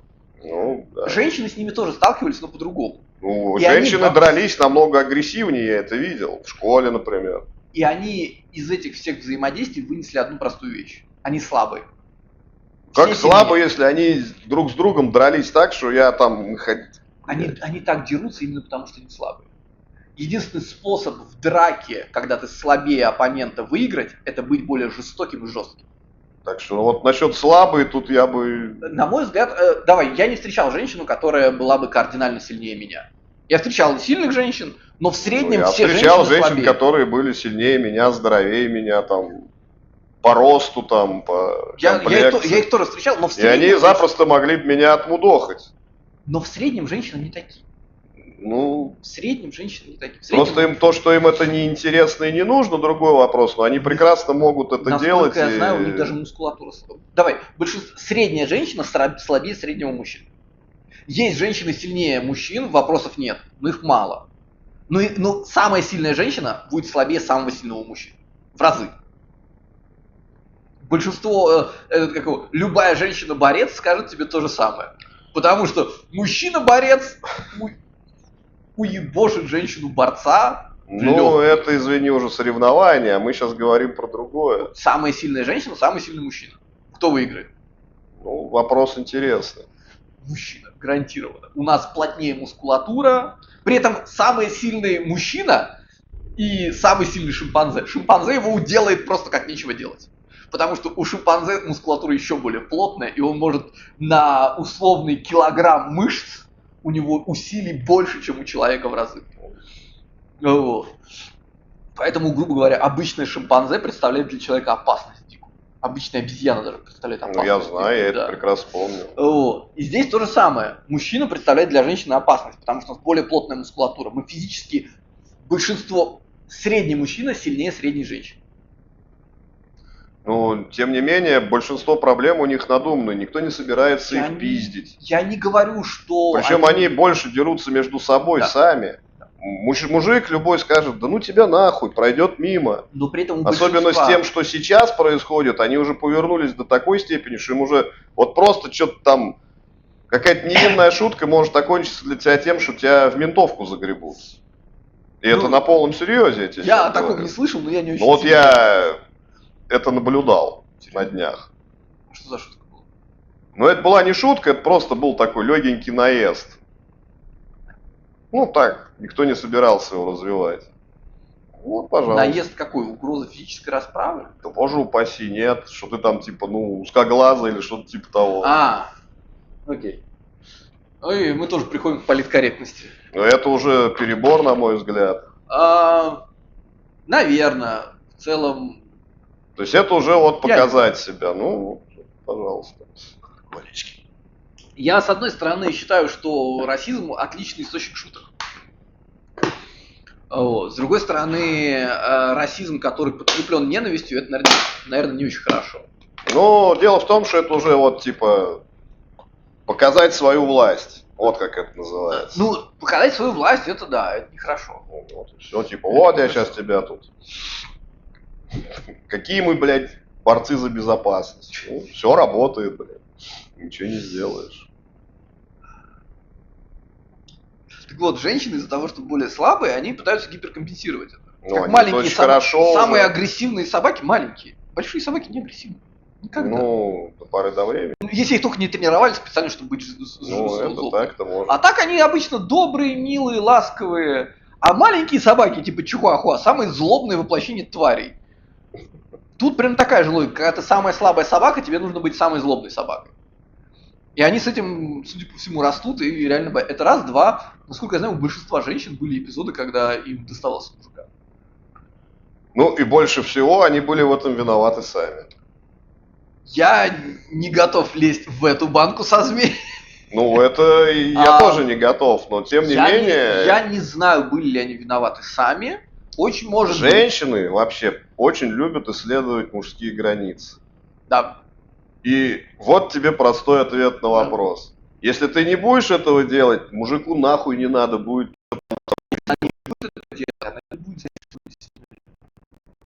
А это не про любовь. Это даже не про Тебе любовь. кажется, это на самом деле про любовь. Ну, ладно. Когда они исследуют так, ну, на мой взгляд, когда они исследуют Нет, так здесь границы, имеется в виду, вот, ты говоришь про физическое сейчас. физическое. Обычно им достается не от мужика на улице, им достается от отца, брата, Нет, свата. в основном от своего молодого человека, мужа, там, любовника, Да. как хочешь, Да. называй это.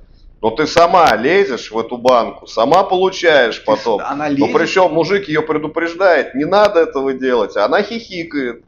И в конце концов, не обязательно в этот же день, когда-нибудь она доведет обязательно Да. своему вопрос «зачем?». И после этого ходит и жалуется: «Ах, я слабая, бедная, несчастная». Ну ты же сама виновата в этой ситуации, ну признай. Ну, во-первых, Это- она не видит, что она сама виновата. Я потому не что верю в это, что она не видит. Она не видит, потому что не хочет видеть. Тут как бы вопрос не в том, что она...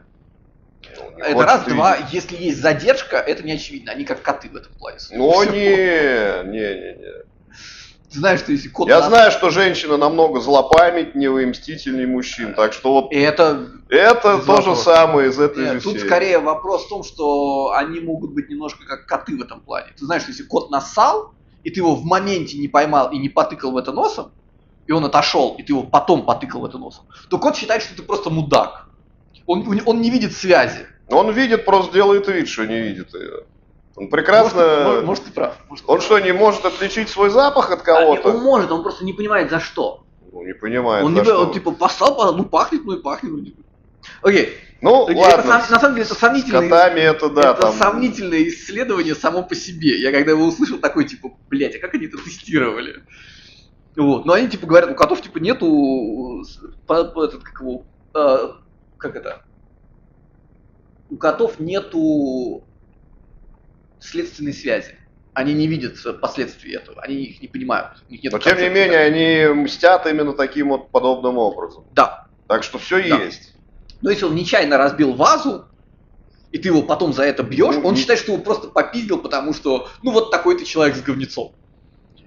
Исследование заявляло это. Может быть. Вот. Мне кажется, у женщин немножечко это. Нет.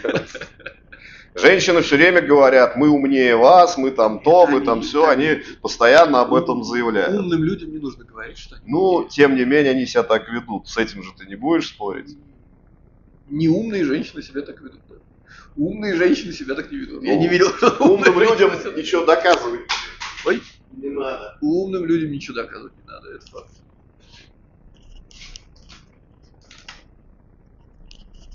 Да, вот Так это тоже обычная проверка тебя. Да, еще подвину.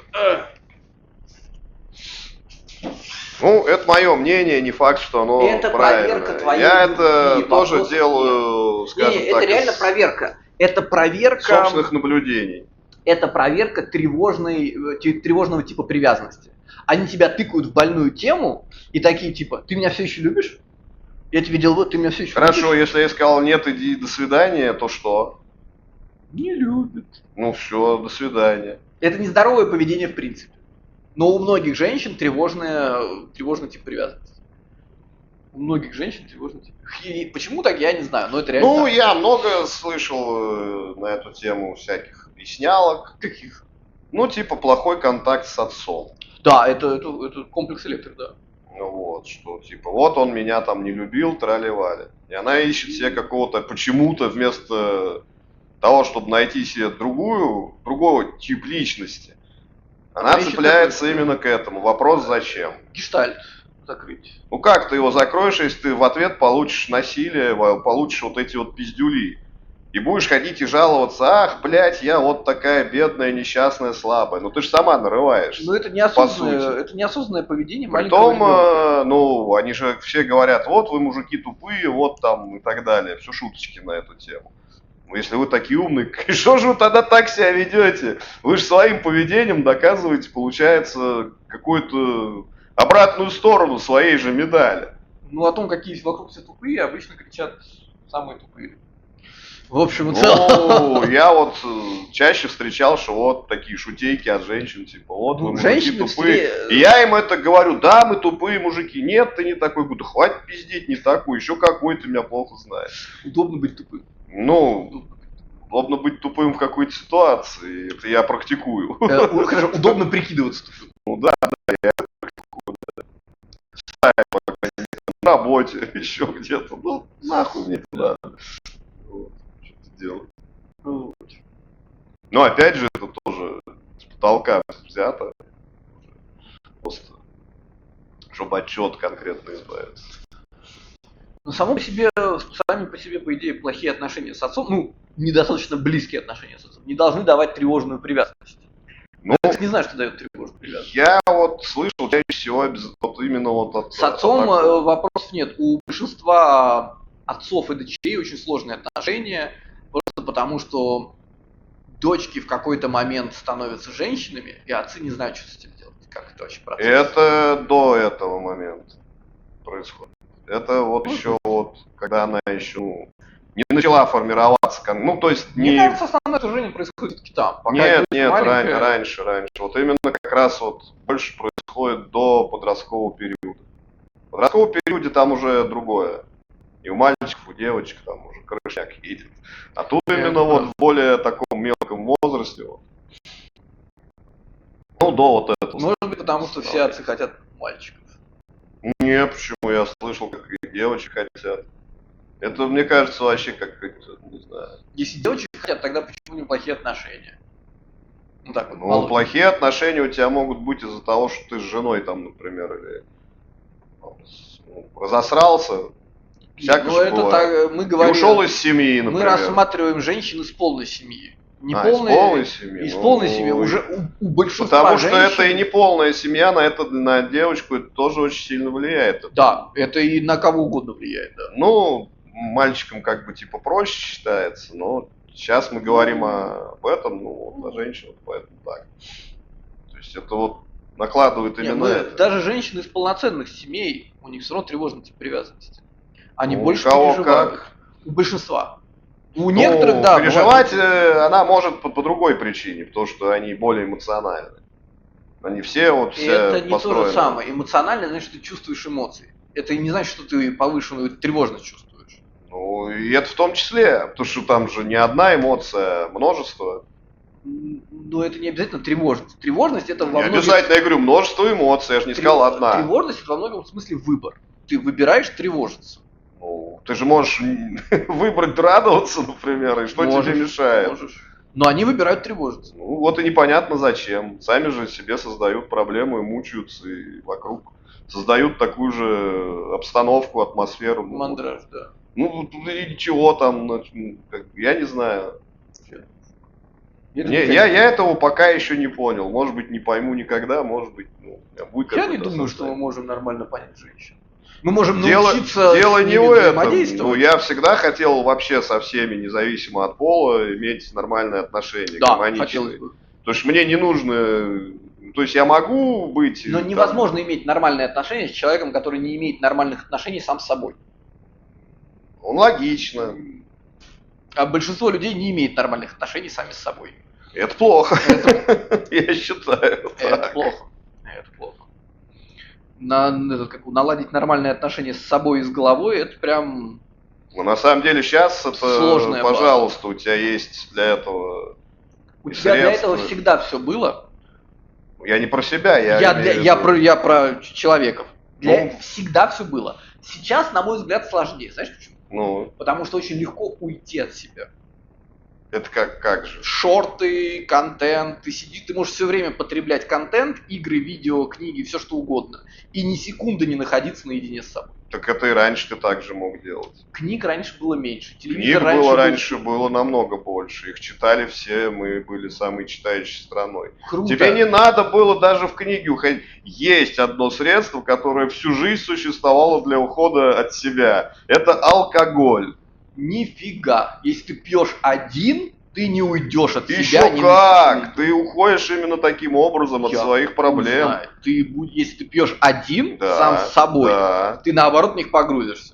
Ну, нет, ты уйдешь от одних проблем и заменишь их другими. Ты будешь тыкаться в одни, ты будешь сидеть Наоборот, и ты сам себя расслабишься. есть. Ты расслабишься, но ты продолжишь сам себя Нет, есть. наоборот, перестанешь. Ладно, для меня, может, алкоголь работает не так. Вот когда ты будешь с похмелья, вот тогда да, тогда там самоедство у тебя увеличится в разы. Мне кажется, даже Ну, я сам- все мои пьяные разговоры с людьми упираются в то, что они плюс-минус занимаются самоедством. Даже если они этого не понимают, они занимаются самоедством. Это друг, когда ты с кем-то, а когда ты сидишь, ну, я, Один, как только у него появляется с кем поговорить, он говорит об этом. Это значит, что у него один внутри диалог идет такой же. ну это у тебя идет диалог не... Так вот, алкоголь тебе помогает уйти от этого. Ты если сидишь дома один пьешь, ты от этого быстрее уйдешь, чем если ты будешь общаться с кем-то. Ну я это вот практиковал, когда мне надо было вот переключиться. Я заебался там на работе, например. Я пошел, взял там себе чего-нибудь, пришел домой и начинаю это употреблять. И у меня раз, и это так. Но это тебе нервяк и стресс отпускает. Ну, правильно, это и есть уход от чего-то там. И чем сильнее ты напиваешься, тем сильнее Это ты не уходишь избавит тебя от проблемы, тебя не избавит и контент. Это не избавит тебя от... Контент избавит. Это эскапизм.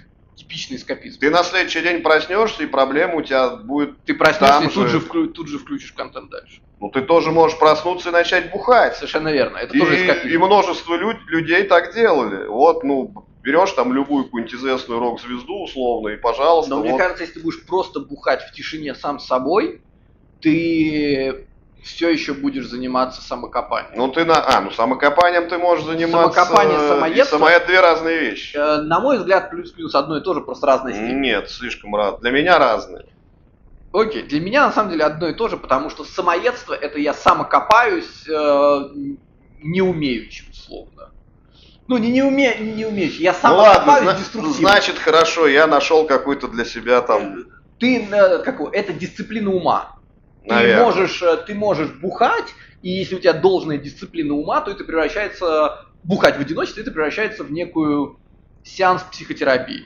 Ну, наверное, да. Вот. Окей. Я освоил тот же самый урок в свое время, но я вижу, что многие люди его не освоили. И они бухают в одиночестве, и они самоедством занимаются. Им поэтому нужен кто-то еще. Наверное, да, там грань другая, соглашусь. Да. Ну, ладно, у всех по-разному проявляется, действительно. Но алкоголь это очень хороший уход от себя, от реальности. Это хороший уход от реальности, но не от себя, на мой взгляд. Ты можешь, грубо Ты говоря, можешь бухать в компании и сначала там рассказать, что... Ну, у меня тоже такое бывает, к сожалению. Мы говорим про один. В компании это уход от себя, вопросов нет. Ну, в компании ты даже без алкоголя это уход от себя. Ты не хочешь быть с собой, ты хочешь быть с кем-то еще.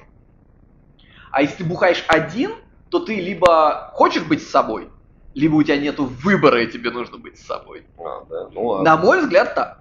У Может меня быть. есть сосед-алкоголик, который мне периодически звонит, напивается и звонит мне. Ну, ему компания нужна, либо вы Совершенно говорите, верно. надо. Он рассказывает разные истории и везде ведет себя одинаково. Ну, у него просто выработалась уже модель поведения, и поэтому... Да. Вот. Но суть в том, что он в этих историях ведет себя всегда одинаково и не меняется. Но у него нет цели меняться. Есть. Он не хочет.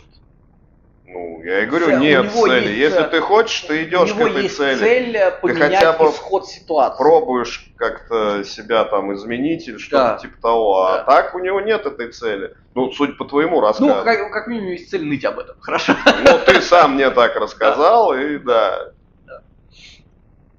К чему я это? К тому, что в современном мире ты все меньше и меньше находишься сам с собой. Контент – это хорошее бегство. Алкоголь не такое хорошее бегство. Алкоголь тебе может показать о тебе такие вещи, которые ты смотреть даже не хочешь. Он на это способен. Ну, Одиночество тоже на это способен. На самом деле одиночество способно. Алкоголь здесь может поиграть и в одну, и в другую сторону. Ну, и одиночество как. Но ты когда в одиночестве сидишь, и у тебя нету контента, Ну и что? тебе приходится самому с собой находиться в мире. Так это ж кайф. Если ты умеешь быть в мире сам собой, ты один из я немногих людей, которых я знаю, которые ты умеешь, да. Вот. А есть дофига людей, которые в современном мире, и дети, которые вырастают. У меня вон дети, я стараюсь им привить эту Я Ну, стараюсь во-первых, их хоть начнем с того, научить. что твои дети находятся постоянно в контакте с кем-то. Или Да. с собой, или там с Да. вами, ну, то есть они не остаются одни у тебя. Я стараюсь им это дать, но да, это сложно. Ну, в этом возрасте, хотя я не знаю. Но у них нет возможности по-любому. Либо им станет просто страшно. Не, они гуляют Я одни и так вспоминаю, далее, когда я ну в да. детстве вот остался дома один, мне было так это и страшно, и интересно, аж как это, а что будет. Да. Мне было тогда, я не помню, ну год 4, может быть. 4 года. Ну, Да. просто там я остался один, ну, минут на 20 там. Пока там. Да.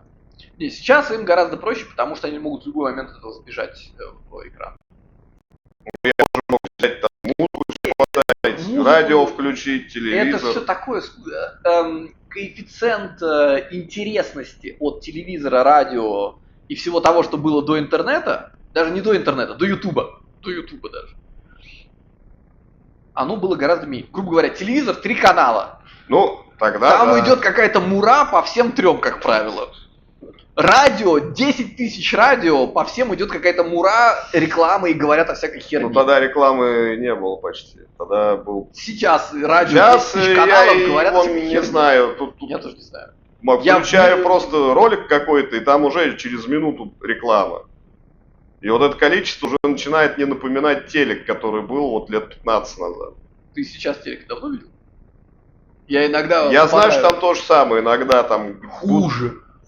Будучи где-то, я это За все... 15 лет там стало кошмарно. Ну вот в интернете сейчас примерно так же, как в телеке, плюс-минус 15 там, лет назад. Надо тебе блок поставить. Я рекламу почти не вижу. Ну, приходи, поставь. Я тебе вроде ставил, но может слетело. Иногда надо Кого? вставлять. Это блок. Это блок ты мне не ставил, помню. У меня был фригейт, потом после Не, обновления... я тебе у ставил, меня уже- я тебе точно ставил этот блок. Я его любой компьютер, до которого я дотягиваюсь, я ставлю блок. Ну, ладно, приезжай в гости. Да. Вот. Чему я? К тому, что дети, которые сейчас растут, они вообще Ну, наедине слушай, с у собой. них Нам с всё- тобой приходилось. У нас не было... У тебя нету контента, который тебе интересен. У тебя книжки тебе тоже не интересны. Почему? Мне было Ты можешь либо интересно. пойти гулять, но там Я может никого читал. не быть. Я в возрасте 8 лет не читал. Мне было Я вообще- читал с удовольствием в этом возрасте. Я читать начал подростком. Вот, я с удовольствием ходил, гулял. У меня был Гулять, да. организован досуг так, что там что-то. Да вон, я мог спуститься там на 2 этажа ниже к своему однокласснику и пойти с ним погулять. Не, в этом возрасте... Не, ну у меня... Ну, вот как раз я было. пошел в школу, и я начал активно тусоваться, там, дружить со своими одноклассниками. То есть я вот брал телефон, звонил, и мы куда-то шли, либо друг к другу в гости ходили, либо на улице тусовались, ну, там, как повезет. Аналогично. И постоянно что-то мы творили, какую-то там, что-то делали. Но Шарились по улицам, там, Но все сидели равно друг у всегда друга. были периоды, когда никто не мог выйти погулять. Это Ты крайне был один. редко было.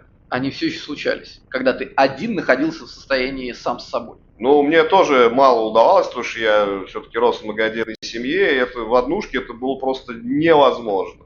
И вот я как раз именно так, и тогда я стал еще больше читать и музыки слушать.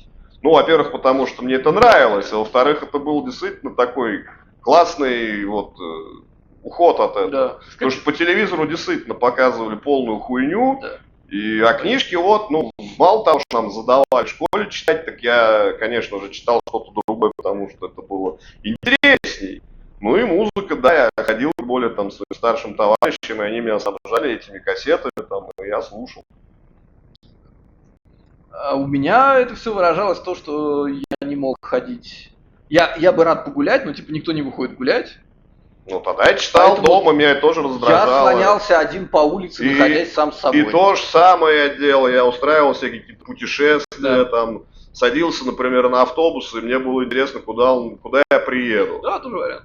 И вот у меня был такой прикол, когда я ездил от конечной до конечной, это мне было сколько лет, ну, 11, наверное, так, примерно, 10, может быть, даже. Я помню, как мы там с каким-то моим знакомым развлекались в каникулы, вот так вот.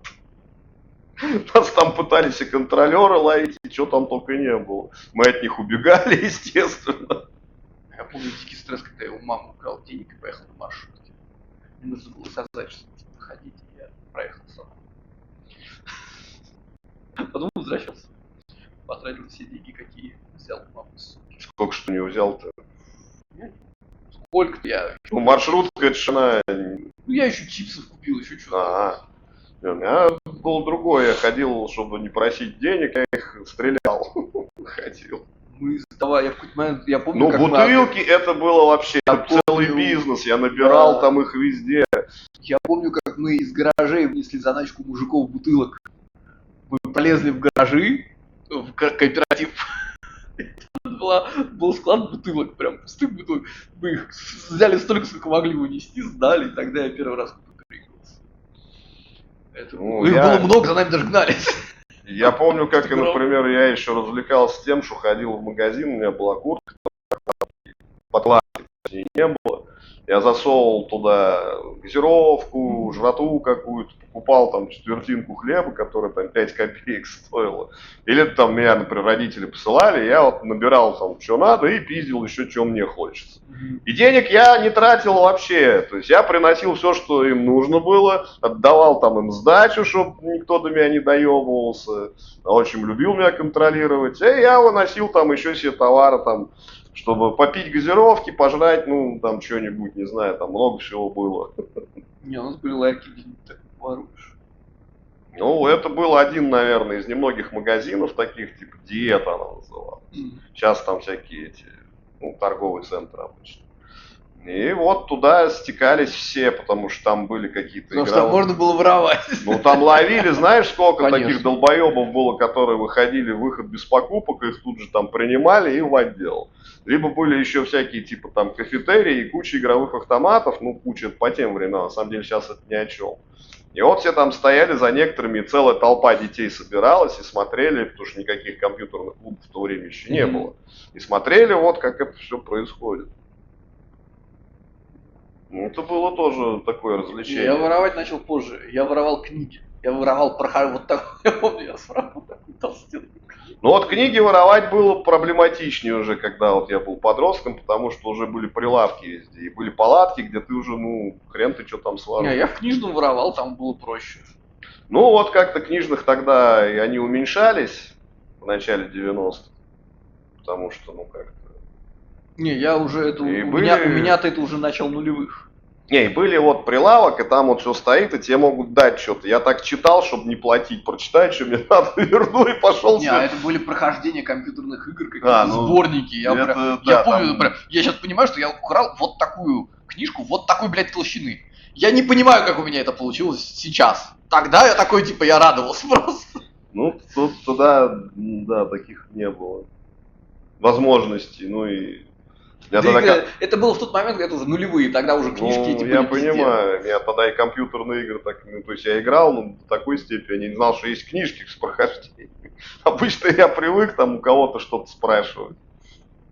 Не, я помню, я эту книжку украл, там было прохождение второго Fallout, и я его зачитал, знал Ну, наизусть. понятно. Я до сих пор его помню ощутимо так.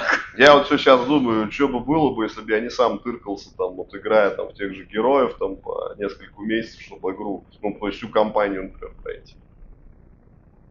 А как иначе? Какие еще есть Ну вот варианты? ты говоришь, я прочитал, как надо проходить. Не, это чисто Fallout. Это я читал игры, которые я не Ну. мог запустить на своем компьютере. А, А чё? я думал, там, ну, туториалы, там еще что-то. Нет, там были туториалы, но меня интересовал один, и это было по игре, которую я не мог у себя запустить. Все, я понял. Это раз-два Fallout, она настолько огромная. Читай, не читай, там есть пути развития, которые невозможно это уложить в прохождение. Ну ладно, я понял. Ну, более сложная игра. Да, то есть там РПГ с многоуровневой системой Ну, и развития я персонажей, понял, и выборов решений задач и так далее. Вот. А так я даже не помню, что там в этой еще книжке. Она была толстенная, но я читал только... Ну ладно, ты нашел для себя то, что. Но у меня был комп, который ничего не тянул. То есть это были нулевые, а у меня был 486, который был куплен в году 94-го. То есть он уже был устаревший очень сильно. Это был первый Pentium, это было до первого Pentium компьютер. А это были уже нулевые, у всех уже был второй, третий, короче. Ну да. Ну вот, я там в какой-то момент получил второй и очень радовался. Играл в него в Диабло. Но я тогда зависал в компьютерном клубе, мне не нужно было это прохождение. Я не помню, зачем я эту книжку-то украл. Я знаю, что я вот это для чего-то нужно тебе для чего-то было нужно. Я даже не знаю, где она сейчас. Наверное, она на даче у отца. Вот. Но я тогда записал в компьютерном клубе, и я, в принципе, прохождение всех игр, каких мне было интересно, я знал наизусть, просто потому что я видел это вживую в компьютерном клубе. Ну, а мне вот приходилось все это делать в одно лицо. Сидишь там и месяцами там, с компой, как ее там, что там, крутишь, вертишь, там чисто герои у какие-то- меня тогда не шли вообще. Ну, у меня тогда, я уж не помню, какой там пень был, второй, третий. Герой как минимум второй, по-моему. А первый, третий герой это как минимум второй. Не, я начинал со вторых играть. Вторые Третий герои у еще меня- на первом должны идти. Третьи у меня появились чуть позже, у кого-то я взял диск, игрался с него, потом, по-моему, я их копировал. Это чудесные времена, когда можно было просто сидеть и играть, и ни о чем не беспокоиться. Ну, как, я приходил, например, с работы в офисе, где я работал на складе, точнее, не ты офис. уже взрослый это делал. Да, мне было уже за 20. Для меня эта игра была, ну, то есть до этого я не мог себе, негде было играть, компьютеров не было. Где я там понятно. поиграю-то? Ну, у меня друзья там сидели дома, играли в эти приставки. Ну вот. Но у меня как-то получалось-то криво, а тут, наконец, у меня вот сестры мои надыбали диск у кого-то там. Естественно, я сидел и там хуячил в эту игру уже часами. Ну, это была первая моя компьютерная игра, там, 23-24 года. Смешно. Ну, вот так вот, блядь. Ну, там у них еще какие-то были игры, там, типа гонок каких-то, еще что-то такое, и это все там. Даже, по-моему, в Героев я с ними там на троих играл, было и такое. Ну, это огромное количество времени, и никогда не получалось там уже что-то нормально поиграть. К друзьям ездил тоже так же, но это было реже как-то. В основном мы там собирались все-таки в том возрасте уже потусоваться, не в игры поиграть, а именно пообщаться. Я помню, я в старших классах, я учился в этом экстернате, и мы с чуваком собирались бухать пиво и играть в цивилизацию. Мы заваливались к нему в комнату на 3 дня, сидели, курили сигареты. Я не знаю, как его мать это выносила. Это была двушка с проходной комнатой одной. Мы сидели, курили сигареты, бухали пиво, играли в цивилизацию. Двое суток. Вот играть, буквально двое суток. Пить пиво, играть мне как никогда не нравилось. Я начинал тупить. Мы мы попутно что-то там общались, знакомились. Поэтому мы в основном там сидели, бухали и общались. То есть в игры. Ну, то есть у меня и были друзья, которые, ну, тоже потом играли в героев и так далее. В героев я потом еще играл. Или до. Не помню, до. Наверное, до я в героев играл. Уже в четвертых. В третьих я играл не так много, я в четвертых больше играл. Четвертые мне не понравились. Я потом нашел диск. Где же я его нашел-то? Нет, третий лучше, четвертый. По-моему, на работе. На работе точно я его нашел. Вот они были самые убогие, в которых я играл. Потом я где-то нашел, скачал уже себе пятых. В пятых играл, когда ногу сломал. Вот тогда я играл в пятых героев. Вот, шестые, они были уже намного сложнее. Седьмые у меня на бум не встали. Я подумал, что это вообще... Ну, на работе поиграл, у меня там есть напарник, который просто постоянно в игры разные. Дота там, вот это все. И вот он что-то установил этих седьмых, там, конечно, пиздец. Не знаю, я после пятых не вошел. Они навороченные до такой степени, что там уже просто вот все вот так вот там. Я после пятых не в одни. Шестые вот они какие-то странные.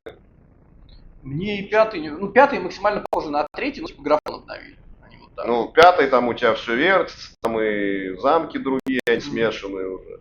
В четвертых мне нравилось, что герои могли сражаться. В четвертых мне нравилось то, что плохо видно и все темно. Плюс как-то, ну то есть неудобные они для меня были. Я от них плевался. Вот пятые мне понравились, я в них поиграл, вот тоже надоели. Но я у них достаточно быстро, на удивление, прошел кампании все. То есть, например, в тех же вторых я заебался эти кампании. Гораздо сложнее. На самом деле там самые простые, наверное, пятый или четвертый. Вот, третий, ну, 50-50. Третий средней сложности, ну, Вторые вторые и первые гораздо сложнее. Я 10 уровень не смог пройти, пока кот не узнал драконов, как играть. Я не смог. Слушай, а я почти не играл в историю в героях. Нет, не история, это ну, вот типа компания. Компания. 2 штуки всего. Третьих их намного больше. Нет, в сети, ну, Ну, сетевой, в смысле, на одном компьютере мы включали сетевой режим. Ну, я и говорю, мне играть было не с кем, поэтому это все-таки тогда но я еще даже- модемы были. Но я даже тогда играл, то есть я один играл, все равно я играл не компанию, а сетевую, потому что я типа, включал просто карту и с ботами играл. Не, ну, мне было нравилось вот так играть. Всех своих А завел. мне, я не помню, я начинал что-то историю, мне не зашло. Я что-то расстроился. Хроники играл в третьих. Ну, хроники героев, там Ну да, куча да, карт да, этих. Где куча всяких разных драконов, такие сякие там.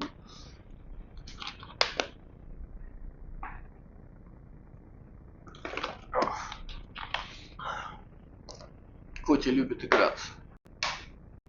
Царапайте. Ну, он играется, он старается не сильно царапаться, но все равно иногда увлекается. Ну, он прям молодец. Лапочка. И урчит, и кусается, и царапает. Все как надо. Как любой кот. Ну, котов у меня всегда. Что, кошки больше царапают? Кошки не умеют одновременно все. Они могут, они не знают, когда остановиться. Странно. А кот, он прям хирург. То есть он вот меня царапает, да, но ни одной глубокой царапины нету. И те, которые есть, это, как правило, я руку дернул. И я знаю, что я руку дернул, и она просто на коготь попала. А так, чтобы он сам меня сильно оцарапал, такого не было. Ну, значит... Он бывает меня кусает неудачно, у него ноготь, у него зуб попадает мне куда-нибудь в кутикулу. И это больно просто, потому что да. место такое. Вот. И он это не очень контролирует, ну, он не может сильно контролировать угол, куда у него зуб попадает. Вот. А так, чтобы он царапал меня сильно, ни разу не было. Он всегда убирает когти. Ну, у тебя, значит, хорошие с ним отношения. Очень. Он со всеми так. Он просто, он прям хирург. Ну, характер Приём. такой у него. Но он при этом очень-очень игривый. То есть он с утра приходит сейчас к Лене, он у нее, во-первых, в башке спит, во-вторых, он приходит к ней, этот, как бы, урчит, а потом начинает с ней играться. И они с начинают детьми? играться. В основном играется. Но дети его реально достают. Слишком То много. есть он их сильно... Я бы на его месте уже давно их хорошенько оцарапал. Вот честно. уже прям до крови бы оцарапал, ему никто ничего слова не сказал. Вот. Но нет, он терпит, он как его, рычит, как его без когтей царапает их, просто лапы бьет. Ладно. Вот. Но терпит и не делает им сильно больно. Бывает иногда, то есть царапины такие поверхностные. Вот. Они на это очень жалуются, прям расстраиваются, прям. Ну, сами виноваты. Именно это и отвечаю. Потому что нефиг. Ну вот. Но мне пришлось ввести какие-то правила, типа у него есть его лежанка, и я такой, типа, окей, в лежанке детям его трогать запрещено. А так очень игривый котик, очень. Надо будет прийти как-то потискать. Назвали его Кок. Кок. Полное имя Дайкок. Дать какой-то... Китайское или японское, да, что-то счастье или достаток. Но мы решили его назвать Кок, потому что повар. Что, почему? Повар. Кок. Ну, я так и подумал. Вот. Я вначале был против того, чтобы его называли Дайкоку, потому что изначально мы хотели его кастрировать, и мне казалось, называть его Дайкоку это какое-то издевательство. Так его передумали кастрировать или нет? Он не сытный, где он сыт, только в лоток, зачем его кастрировать? Я тут знаю. Там, Не, он молодец, он сыт, там только в лоток. много, знаешь, это... Рассказывают там Мы сразу договорились, если он будет... То есть я сразу сказал, я его кастрировать не буду. Пофиг, я его готов выгнать, кастрировать не буду. Если будет ссать, тут же везем кастрировать. Но он сыт всегда в лоток. Вообще. Ни разу не видел. При этом он, типа, у дедушки и бабушки он еще что-то метил. Ни разу ничего не метил. Просто ходит сыт в лоток. Ну, радуется жизни, смотрит в окно. Это они любят. Вот. Не, этот кот первое Ты время... его не будешь гулять на шлейке выводить? Вчера не выводил. Ну и как? Они вчера одели его, повели на шлейки. Он Ему не очень понравилось. Снег ему не очень понравилось. Ему нравится смотреть на снег из окна, ему не нравится.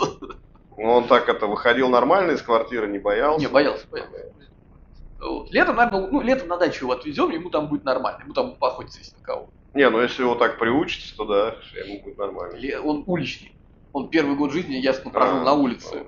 Он зимой, вероятно, не хочет, потому что какое нормальное существо еще с шерсти захочет зимой в снег идти. Слушай, ну есть такие, которые вот с удовольствием валяются там в этом снегу, и кошки, и собаки. Это видео в интернете пиздеж. Не, почему? Это нейронка. Нормальные коты и кошки коты не не хотят. очень. И коты, и кошки не хотят валяться в снегу. Собаки с удовольствием. Собаки, Ну, может тоже быть. не все. Собаки долбанутые. Собаки долбанутые, они привыкли ссать на улице. Я не готов к тому, чтобы мое животное нужно было выгуливать 2 раза в день. Ну, зато дома не сыт. Прикинь, дома там сколько ему надо ссать, чтоб там. По ночам сыпем, с утра убираемся. Я говорю про собаку, она ж крупнее. Видел я этих собак, не все они крупнее. Нет, ты не бери вот этих вот. Большинство собак, которые я сейчас вижу, они вот эти вот. Ну, это Прям вот крупных очень мало. мода, видимо. Это раз-два, ну посыта надо 2 раза, ну окей. Ну, слушай, не знаю, ну собаке надо все-таки бегать, она так-то. Да, я не спорю, собаку в квартире держать, типа, нужно ее выгуливать. Ей Я бы жизненно и кошек-то необходимо. особо, чтобы они куда-то там ходили, тусовались на улицах. Ну, на даче потусуется. Ну, На да. даче у меня мыши есть, их надо ловить. Вообще. Он такой прям, слышь, первый год мы его моем, ты его смываешь, он прям мускулистый. Ну да, пошел. ты говорил, Прям, я помню. я офигела, я никогда не видел. Обычно ты их смываешь, они такие худые, вообще там ничего. А этот прям у него мышцы, прям. Ну, ты говоришь, порода у него такая. Ну, видимо, да. Очень круто. Видимо, какие-то сибирские, не знаю, что это такое. Ну, я так и не понял. Сначала говоришь, что это Мейн-кун. Не, это точно не Мейн-кун. Мейн-кун гораздо крупнее. Но они тоже все разные. Бывают. И морда у него не Мейн-куна. Морда кошачья обычно. Ну, У Мейн-куна все-таки характерная. Не, это либо норвежский, либо сибирский, либо просто какой-то местный дикий. ну, смесь. Какая-то, да. Вот. Но однозначно я его кастрировать не хочу. Охуенных кот, их должно быть больше.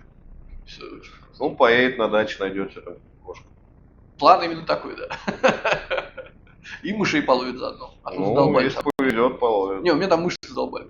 Не, ну, я же знаю. В смысле не вы? Это половит. Ну, половит, так Это половит. прям- Будет еще вам на кровать мышей приносить. Я надеюсь, это просто съест. Не, они любят Это специально и делать. они приносят, типа, поделиться добычей. Ну, в знак уважения. Я да. надеюсь, он знает, что мне не нужно это, и он его просто съест. Ну. Он достаточно умный, чтобы Ну, в догадаться. общем, посмотришь. Да, посмотрим. Я надеюсь, мне не придется с подушки мышей забирать. Это было бы немножко Да, неприятно. утомительно. Ну, в целом, если он будет убивать, у меня проблем нет. А Я кормите мыши- его чем? Кормом или... Кормом, сухим и влажным. И периодически подбрасываем там мясо чуть-чуть. Вот. В итоге влажный корм ему, в общем, Ну, гораздо больше, чем мясо. Да. Мы пытались. Не, ну ладно, говядина ему очень нравится, но кто будет кота кормить говядиной? То есть обрезками кормить ладно, но у нас их не столько, чтобы кормить кота говядиной. ну да. Ну, а этот влажный корм в итоге... Мы пробовали дорогой, ему в итоге нравится самый дешевый. А рыбу не пробовали? Да. Мы не едим столько рыбы. Не, вообще просто. Вообще, какую-то мы ему давали, ему не очень заходит. Да, ну, значит, он больше мяса. Да, он больше... Вот больше всего ему нравится курица и говядина. Свинина ему вообще не заходит. Понятно. Вот. Такой лапочка, теперь у него все в шерсти. Я весь в шерсти. Заставляю все время Леду вычесывать. Пушистый. У него шерсть такая, что он, очевидно, зимой мог выносить нормально снег. Ну да. Вот. Он приехал к нам и начал линять так ощутимо, потому что ну, не так жарко. Не так холодно. да. Скидывать, наоборот, не нужно, чтобы не жарко. Вот. И он так ощутимо скинул, ну, Лена его вычесывает, он не особо даже отбивается. Ну, ему тоже приятно, когда его Ну чешут. да. В целом ему было. Он, короче, понял, он рад, что он живет в тепле, его кормят, и он этим очень доволен и очень не хочет это терять. Ну, понятное дело. Не все такие благодарные животные. Вот Не тут- все достаточно умные, чтобы понять, что им повезло. Ну ладно, наверное. У меня были кошки, которых ты берешь с улицы, а они не то чтобы прям сильно тебе за это благодарны. А, Вот. Были такие, которые типа они тебе рады, они тебя принимают в стаю, они все окей. А были такие, которые типа ты похеру. понятно. Вот. Ну это, видимо, тоже характер. Ну, у всех есть, конечно. Сам он уже убедился. Ну это реально первый кот, который прям умный. То есть я обычно, ну другой, я взрослым, в детстве я смотрю, как мои дети с ним общаются, я понимаю, что дети не способны в эмпатию вообще. Они не способны нормально представить другое существо, его поведение, его чувства. Они пытаются, у них просто не получается, как правило. У них с людьми получается с трудом, а кошка настолько другое существо, что у них пока не получается. У взрослых уже получается. Взрослые такие, типа, я сейчас понимаю, что я знаю, что думает кот. Я когда с детьми общался, я знал, что думают дети. Потому что им не особо нужно было уметь говорить, потому что, в принципе, я их понимал. И Лен тоже. Вот. И с котом та же самая история. Хотя он очень, очень говорливый, очень любящий. Да. Очень. Не затыкается вообще. Вот. И очень прикольно у нас с ним вечером. У меня ритуал вечерний, я выглядываю в окно, открываю окно и выглядываю. И он ко мне присоединяется теперь. Я его зову, он приходит, сидит, пырится в открытое окно. Снежочек на это. Очень ему нравится. Ну, замечательно. Но при этом мы вчера пытались выглядеть. Ну, Они вернулись через 2 минуты. ну там вчера и холодно достаточно было. Ветер такой был, что... Все время холодно. Они от подъезда дойти. Ну, за последнее время так все и было. И, да, мы с тобой когда в прошлый раз виделись? Когда Да, зима. Нормальная русская зима. Вот в этом году нормальная ну, русская что-то зима. уже перебор, слишком мороз. Минус 20. Мне так вот, хотя бы минус 5 уже больше не надо. До этого зимы были как-то помягче, вопросов нет. Ну, хз, как Мне они тоже нравились больше. Но вот эту зиму я считаю нормальной русской зимой. Ну, это прям что-то прям... Просто мы отвыкли уже, потому что в последнее время было гораздо мягче. Вот. А так, минус 10, много снега, нормально. Много снега хорошо для урожая. Ну, я ничего не сажаю, дальше у меня нет. Ну, я имею в виду глобально для там урожая пшеницы и так далее. Ну, я понимаю. На даче я, наверное, тоже. Вот. Посмотрим. Я, может, в этом году высажу на дачу мяты, раз у меня столько насажу. Ну да. Она такая красивая. Тут та мята, которая мне на даче, мне не понравилась. В итоге та мята семена, которые продаются, они не те, что в магазине. В магазине какие-то особые сорта, которые они ясно выводят, ну, выведены специально, коммерческие какие-то. Ну, сейчас, да, у нас все. Да. И с базиликом та же фигня. Я пытался из семян, тот, который в магазине, гораздо ярче, вкуснее, и листья у него крупнее и так далее. То есть ты покупаешь и разводишь его, так что ли? Он вполне себе неплохо. У меня предыдущий базилик, у меня сейчас просто нету места на Ну, ты подоконнике. все уже засадил, я понял. У меня он на подоконнике стоял, я когда в Шри-Ланку ездил, он у меня здесь пережил, и там прям такой нормальный куст разросся. Он просто 2- или 3-летний всего, не вечный. И его, я не помню, он дал семена, но я, короче, он просто в итоге умер. Ну, Вот. Но он нормально так разросся, то есть ему света из окна ему хватало на то, чтобы разрастись, и он давал вполне себе неплохие листья, которые вполне себе неплохо зрели. Да, сейчас вот так. Ну, тоже. Ну, вот. А из семян, которые, это тоже опять-таки из горшка из магазина, а из семян, которые, они, во-первых, там есть святой базилик, который вообще не существовал. Какой? Святой. Это тайский. Ну, по крайней мере, в Таиланде его больше всего я встречал. Вот.